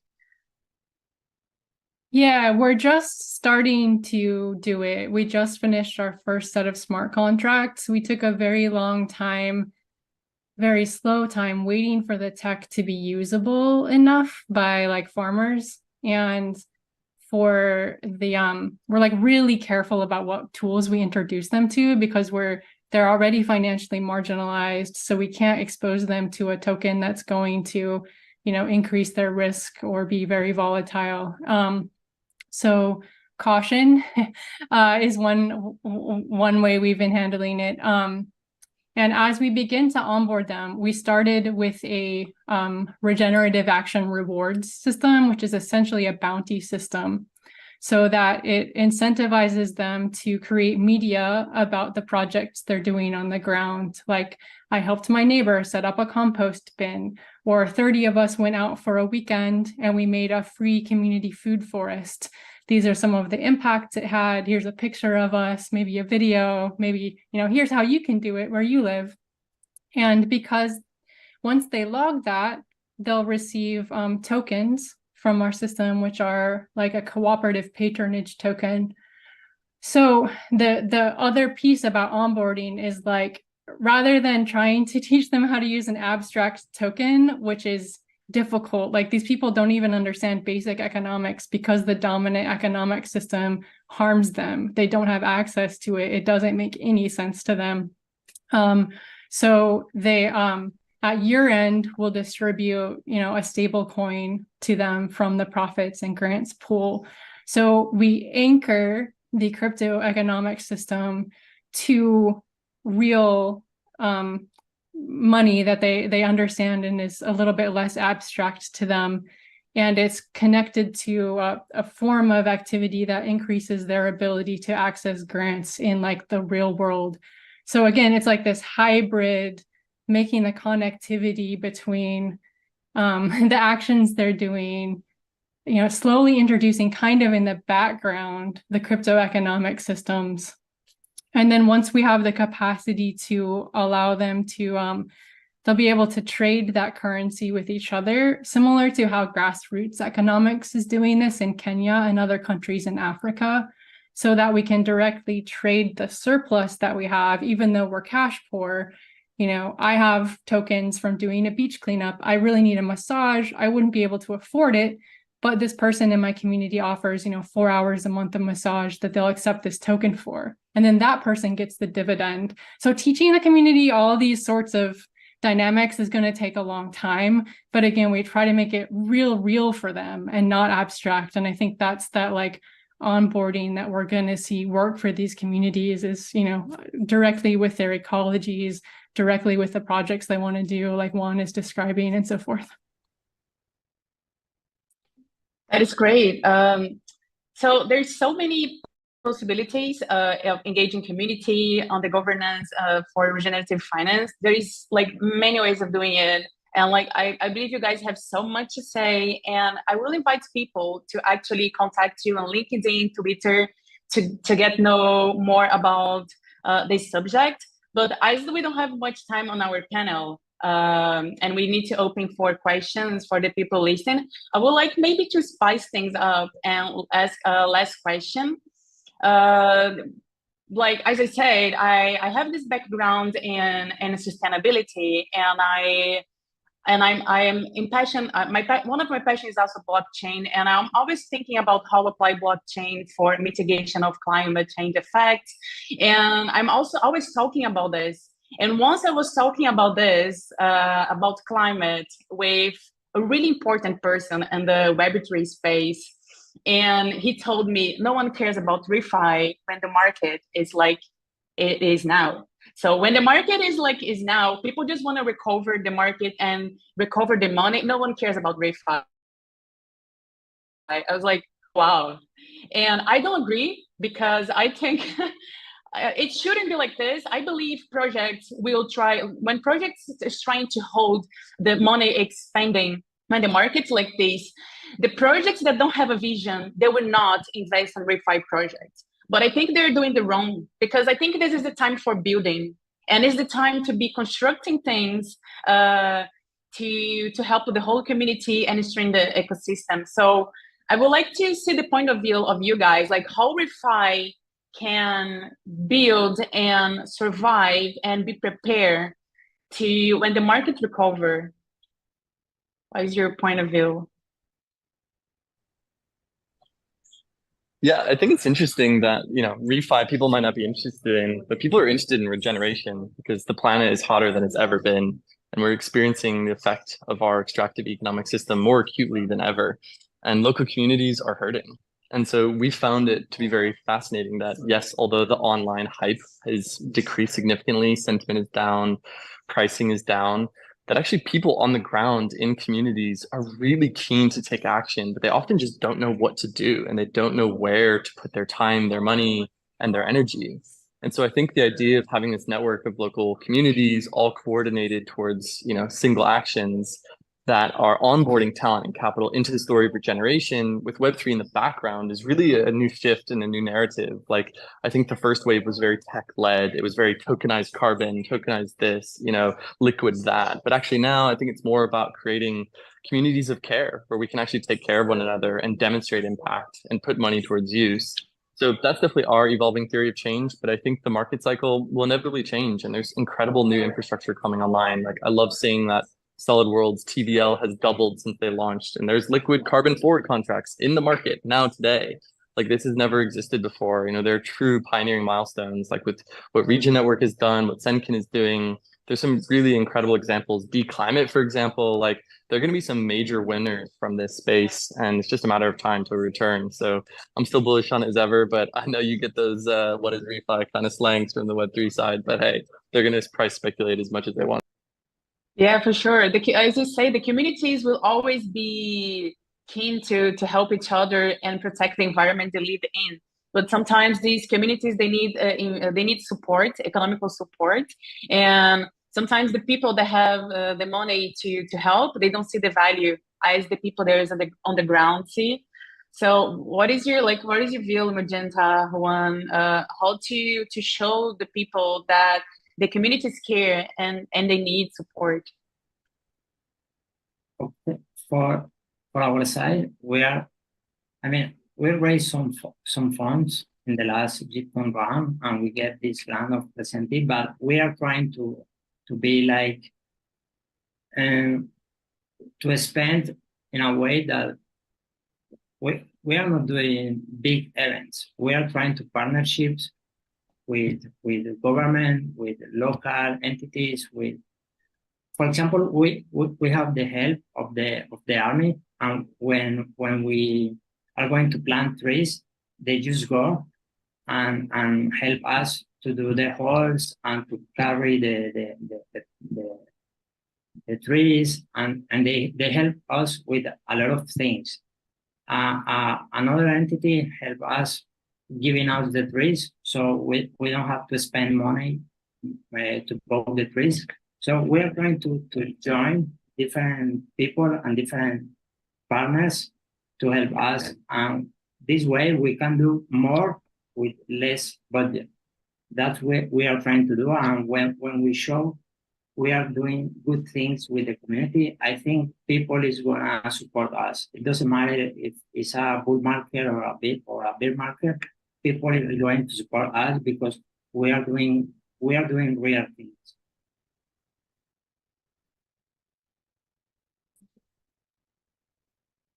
I think making the impact visible is what's working for us at Bloom.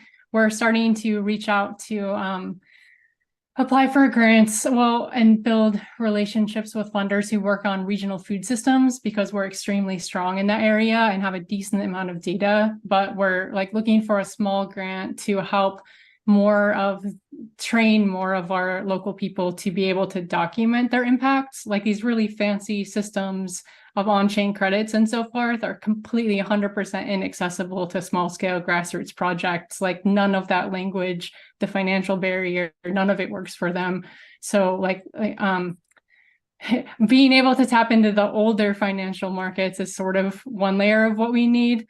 I think until we prove that our subscription model works, it's not even possible for us to come to crypto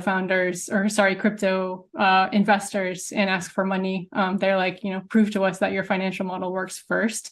So we're having to kind of look toward older money first. But yeah, showing the impact and teaching more of our people to be able to document and or partner with universities or people nearby who can support them in gathering that kind of data, because these people don't have advanced education degrees. They don't have the financial capacity to hire someone to do that. So there's this kind of direct peer-to-peer capacity building of making the work more visible, because it is kind of invisible between these major finance systems that do come from academic and sort of colonial backgrounds.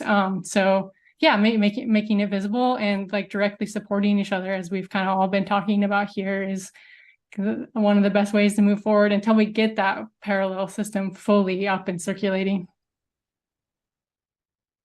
Yeah, thank you. Yeah, you talk about showing impact, showing results is a good way. It's true. In agriculture, when you need a farmer to try a new sustainable way of growing food, you always need to show them the result first. So normally you have farms, when you apply the sustainable practices and you show the farmer, you're gonna be protecting the environment, but also your production gonna be bigger. So we have a question for everyone of all our projects. What do we need to do to keep gaining momentum, and how can people help to plug in? So how can people help our projects to keep bringing new people to be engaged? I would just really quickly talk about the AgriChain project. So Magenta, you also comment on talking to people outside of the ecosystem to bring them in. So the AgriChain talking about the use of blockchain in agriculture, but the goal is communicating with farmers people that is on the ground and that actually don't have knowledge on Web3 and blockchain and new technologies, and also to people on the academic universe. There's a lot of brilliant scientists that could contribute with technical background for the ecosystem, but they're not really engaged with the Web3 space. So I think like making a way of connecting all the people that can work together is a good way of moving forward. So I'm starting. So the way people can help me to help others is coming in, seeing how they can, people that want to be interviewed, they want to talk about the project and how blockchain technology can change the future on the ground, is more than welcome. And yeah, please, you guys, like, how can people engage and help others to engage in your project? All right, with that, we are a little over time, so we're gonna keep this conversation going with the panelists in the chat box. Please feel free to ask any other questions that you have for our panelists and to keep that conversation going and find out where you can learn more. I'm obviously not Mark Johnson. My name is Caitlin Moore. I'm with the Filecoin Green team, and I am very excited for our final chat of the day, a very awesome fireside talk with Kevin Owocki. Kevin, are you on?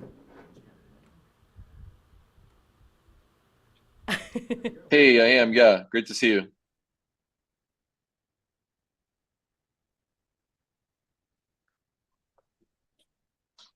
All right, there we go. How's it going? Oh, did I just lose audio? Is that just me? I think it's me. Can you hear me now? I can, yeah. How's it going, Caitlin? It's going well. How are you? Joining from Colorado, yeah? Joining from Colorado, yeah. In fact, I should go take this call outside so that I can flex my solar punk garden in the background. But I mean, yes, Colorado.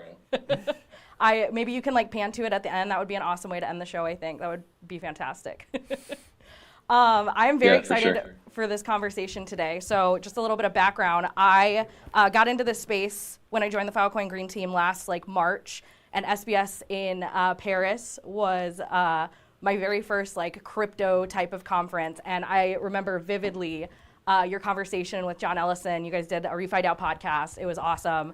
And so I kind of want to start there for this conversation, if that's all right with you. Just kind of like a year in review from SBS in Paris. A lot has changed in the past year. And so just kind of doing like a retro with you on that. And what are your biggest takeaways? What are your biggest learnings from the last year? And how have you seen the industry change for the good or the bad? I think it's important to cover both sides of it. Yeah, for sure. Well, I mean, a year ago, FTX was collapsing and we were still dealing with all of the crust that came from 3AC. And, you know, I think the regen space in Web3 is a very, the crypto space is so broad. There's a broad aperture to the crypto space. And, you know, while everything is affected by being in a bear market because everything is interconnected, the fact that I have to go out to lunch with my aunt or my family members and they ask, isn't crypto all a scam? I think affects us all because it damages the legitimacy of the entire space and the ability to receive capital from the entire space. And I think that that's a really tough thing when you're trying to actually build something that's pro-social. I mean, it's hard enough to launch a new pro-social venture and do right by people and get it financed already. But now all of the mainstream has this perception that crypto is all a scam. And I think it's true that there are some scams in crypto, but there are people who are doing genuinely innovative things that are happening in the ecosystem. And so the optics are worse than they were a year ago, but the fundamentals I think are much better. I see a lot of activity from builders that see blockchain as a big wedge that we can use in order to create more sustainable systems. And that's what keeps me coming back as all of the builders. When I first started Gitcoin back in 2017, it didn't feel like there was a lot of progressive uses of crypto out there. But now I can confidently say 6 years later that refi is a movement and it's a meme and that it's happening. And it's still small. I think we're still looking for our breakout apps. But the volume of builder activity is what gives me hope day to day. Yeah, for sure. And I mean, to that point of there's still so much conversation in the kind of mainstream media around crypto being a scam and blockchain being, I think this narrative has changed a bit, but blockchain being unsustainable.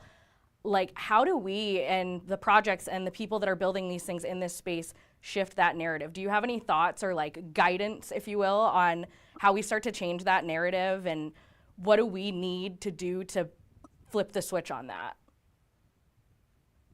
Yeah, I mean, my general philosophy is show, don't tell.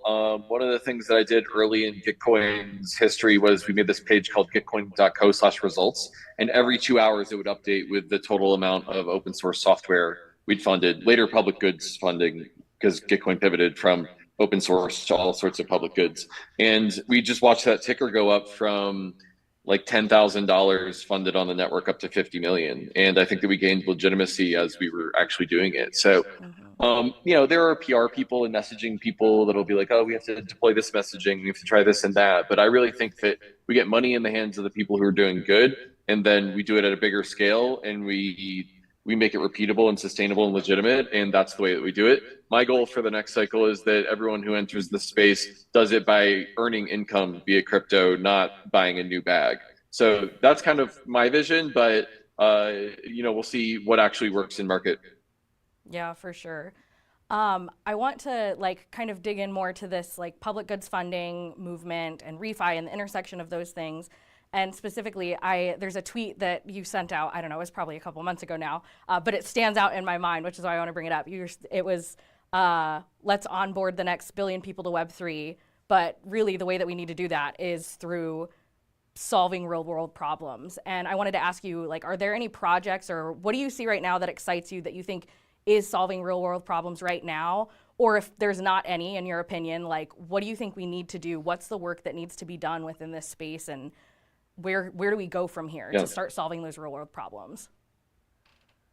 Well, in a world where inflation is high, and by the way, in the United States, we think inflation is high at 8%, but if you're in Argentina or some places in the world, it can be north of 50%. Having access to dollar-denominated stablecoins, I think, is a game changer. Very small, discrete, tangible use case where you can hold US dollars and have a more stable unit of account. You can have access to ETH and Bitcoin. I think that's a game changer for people in high inflation areas. I think for remittances, crypto will continue to disrupt the Western unions of the world and will allow people to send money across the internet for free. One new area that I'm really excited about is that early on in the Gitcoin days, I've seen hundreds of developers that could not earn an income in Western salaries use Gitcoin and in similar networks. And basically, if you're in South Africa or if you're in places in Eastern Europe where you have to worry about the banks seizing your payment from a Western company, you can now get payment over Ethereum within 15 seconds. And that's just a total game changer. So, you know, those are more traditional finance-y type use cases that are happening now, and I would like to see scaled up 10x in the next 10 years. So I think then we can do 10x more good in the world. But, you know, more regen stuff, funding public goods. I'm really excited to see that Gitcoin's protocols have launched and they are funding climate, open source software, education. I'm also really bullish on Optimism. Optimism is doing $20 million, $30 million per quarter in retroactive public goods funding, which is just, the scale of that just blows my mind. And I think that they're really going to be changing a lot of lives with the amount of money that's flowing in through the Optimism retroactive public goods funding. And they have a whole meme of summoning Ether's Phoenix, which is basically this deity that funds public goods all across the world together. And I really like that mythology.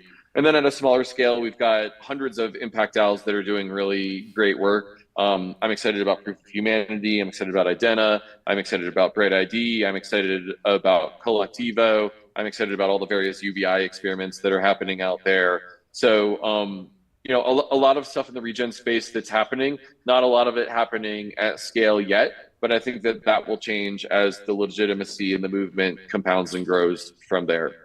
Yeah, for sure. I want to ask, like, how do you personally think that we get to that scale that needs to happen? Like, what's the missing piece right now? Is it just capital? I think we got to fund the fund. Yeah, sure. Sorry, didn't mean to cut you off. I think there's a little bit of latency. I think that the answer is funding the funders. So basically funding the regens. So this is why stuff like Gitcoin and Optimism and Giveth and ClearFund is such a high leverage point. The more money we have funding going through the people who are funding the conveners, the more impact DAOs can get money off the ground, because Lord knows they're not getting funding from VCs and from like traditional grants. Crypto is still too weird and niche. for that. So I think that it's really about funding the aqueducts of people who are working on public goods within the Web3 space, and then hopefully doing it in such a legitimate way that a new generation of impact DAOs proves that this category is possible. And once you've proven that it's possible, well, hopefully you can go after more traditional grants, or you can develop a business model or something from there.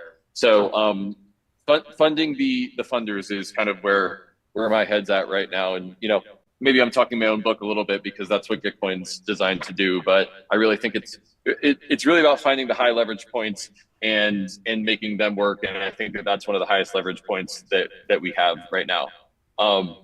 Oh, and also I promised you my solar punk background. So here we go. I'm outside now. Love it. It's a perfect background.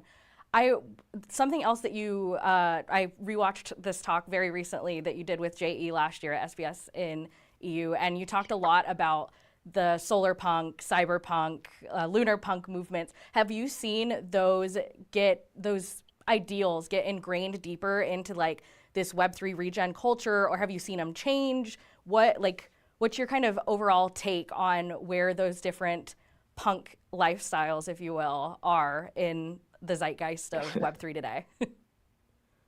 Yeah. So, I mean, solar punk is basically an art movement that envisions what the world would look like if we solved our contemporary issues around sustainability. And then I would describe lunar punk as sort of like a fork of that vision that's more anti-state.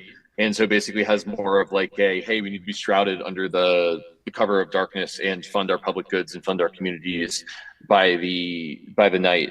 And then Terrapunk is a fork of solar punk that basically envisions a more like high modern. Its critique of solar punk is that like you never see very many humans in solar punk imagery, and like what are we going to do with all the people in slums and like, you know, the overpopulation and everything like that. And so Terrapunk envisions a more like high tech, high accelerationist future, but it's still also very green.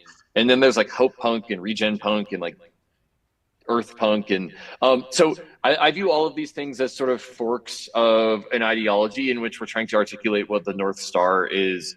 And I don't think that there is a right answer, but it's in the debate in the movement of people talking about different North Stars and debating their values that we really get to set our sights on what the North Star is. And maybe there's Stellar Punk, which is a plurality of North Stars, which I think is like a fun meme.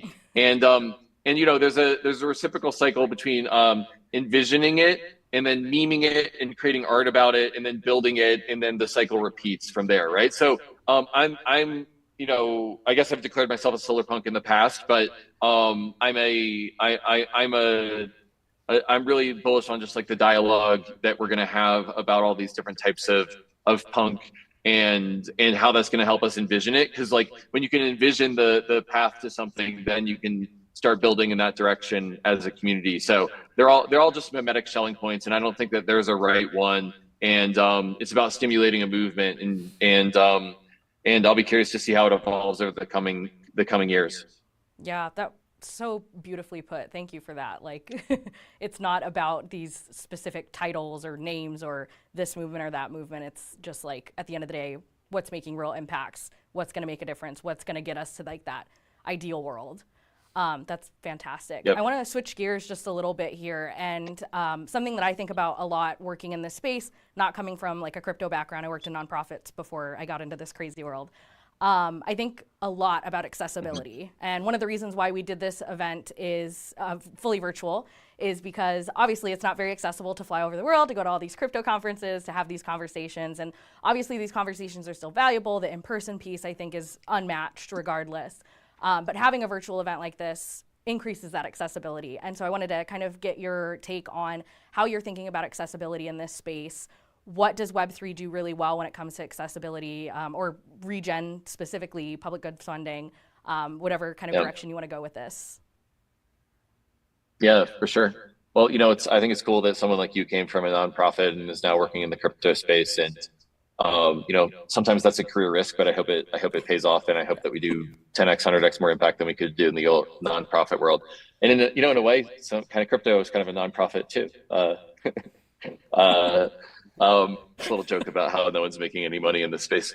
But yeah, I mean, I think accessibility is a super important thing. And one of the things I've been trying to do on the Green Pill podcast is elevate voices from the global South and from communities that are not Western. And I think that the highest thing that we can do is elevate the voices of people who come from diverse places and have diverse mindsets. And it's I think that diversity is strength. It creates anti-fragility. It's a means to its own end, but it's also a means to other things, which is the strength that comes from diversity and the anti-fragility that comes from that. So elevate the voices of people who are building in those communities natively.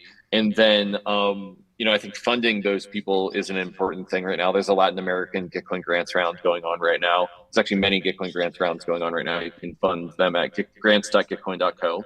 So elevate the voices, fund the people, and then just make your products work in multiple languages, work on mobile, work on different devices, and work across the world, I think is the third thing that comes to mind for me. And so, that's what comes to mind for me. And I'll be curious to hear what people in the global South think that we need to do for accessibility. Yeah, for sure. I think it's definitely one of those questions that's worth a deeper conversation, and I'm excited to be virtual so we can continue this conversation afterwards with the people who should be involved in that. For sure. Yeah, that's awesome.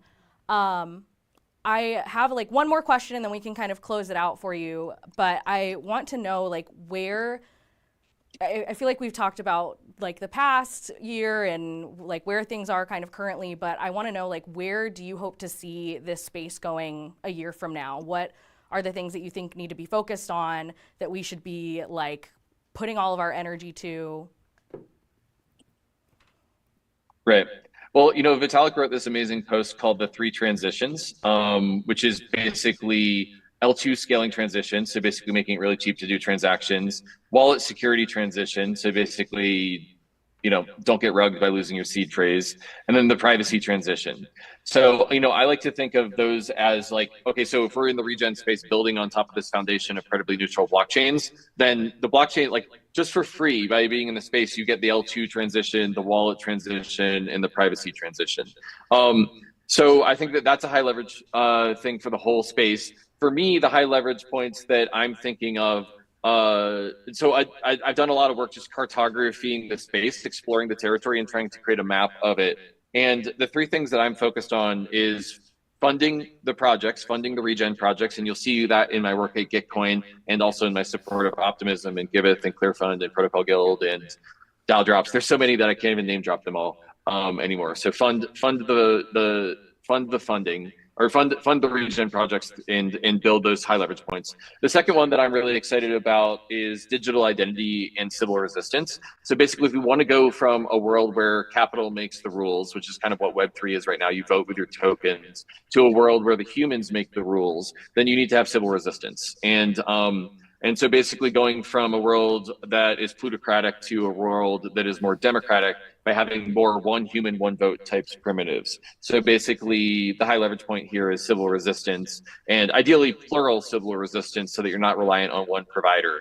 And the people that I'm excited about in this space are Bright ID, IDENA, Proof of Humanity. There's also Gitcoin Passport, KYC DAO. There's a bunch of people kind of playing in this space. And if we can solve the primitive of civil resistance, not only does that make DAOs more fair and equitable, but it also helps us onboard the next billion. Because, for most of humanity, their financial lives is not their house in the Hamptons and their investments, it's their community and it's their day-to-day work, right? So they're going to need a more democratic Web3 to be onboarded into. So yeah, a digital identity and civil resistance, I think, is an important one, and we can't fuck it up. It's got to be sovereign, it's got to be privacy preserving, and there's some really good projects that are working on that. And then the third part is just kind of memeing it into existence, creating a social movement, going to Shelling Point, going to SBS, going to funding the Commons, and making that as an accessible of a movement as possible. We want public goods funding in the blockchain space to feel like American Apparel or like iTunes, like early iPod store, not like going to the DMV. And if we can make it into a hip social movement, then I think that there would be a groundswell of momentum from there. So anyway, to answer your question, 3 transitions at a blockchain level, L2, wallets, and privacy. And then the 3 transitions at the regen level are funding the funders, and then digital identity and civil resistance, and then stimulating a regenerative crypto economics movement from a mimetic level. So that's kind of what I think are the high leverage points, but I'm curious to hear what other people think are as well. And I like to follow other leaders. So be curious to see what else comes out at the SBS event about what the high leverage points are. Yeah, absolutely. And again, we're going to continue this conversation after the event. So I think that is a beautiful point to end us on. Kevin, thank you so much for that. And I just wanted to +1 your comment about getting this social movement going. We need more Gen Z people in the space. They'll really get this movement going. Yeah. Thank you so much, be Kevin. Careful. I'm going to have to create I said, be careful. I'm going to have to create a TikTok account before we're done. But yes, more young people in the space would be great. Yeah. Yeah. Maybe that's all. Close it out. Thank you so thanks much, for having Kevin. me. Perfect. That's the perfect note to end this on. It's a good piece. Awesome. Well, with that, that brings us to the conclusion of our show. We have a few more minutes, a few more exciting updates. We're actually going to transition over to a very exciting video right now talking about the upcoming Funding the Commons hackathon. So Ori, take it away. Hi, I'm Ori, and I'm a part of the Filecoin Green team. And I want to invite you to the first public goods hackathon in collaboration with Funding the Commons. But what are public goods, and what are some examples of public goods? Well, public goods are any good, service, or commodity that are shared by the public. Think a forest, Wikipedia, Internet Archive, and a whole lot more. So we invite you to join us as we build decentralized funding ecosystems by fostering the development of innovative funding tooling within the Web3 ecosystem. Hack on a variety of challenge statements and tools with prizes over $90,000. Some of the tools that you can hack on include CO2.storage, HyperCerts, interface for using Brave tokens, Allo protocol with Gitcoin, review and evaluation tools, integrations with endowment protocol. Sponsors include Network Goods / Funding the Commons, Gitcoin, Filecoin Green, Cello, Drips, Super Modular, Brave, Optim, Lit Protocol, Good Dollar, Endowment, Global Chinese Community, Ethereum Name Service, and Protocol Labs. You can find out more information by going to BuidlBox, BUIDLBox.com. You can click on Fund Public Goods. On the landing page, you'll find the website, our Discord, email if you have any questions, the challenge statements. Can't wait to see all of you join the hackathon. It runs until September 1st. If you have any questions, please feel free to reach out. Thanks. Well, ladies and gentlemen, it's been said that all good things must come to an end. And that's the end of our show. And though it is bittersweet, it was a phenomenal day with projects from all over the globe that we got to see. Don't forget to check out the sbs.tech link to see the virtual on-demand videos of all of today's talks, some of our additional talks that people submitted. Really, really awesome content on that. So sbs.tech to check out all of those videos. And a special shout out one more time to our content committee who helped organize this and pick the speakers and all of the content for today's event. John X, Isha Varshney, Simge Sandal, and Alex Paris. Thank you so much. Oh, amazing. And, on behalf of the entire Filecoin Green team, we just want to give a very special, heartfelt appreciation to all of the panelists and all the attendees, to the events team and the AV team, unbelievable. And of course, to everybody here in the studio, it's been an amazing time. Thank you. That's all from us. That's all, folks. Hi, I'm Ori, and I'm a part of the Filecoin Green team. And I want to invite you to the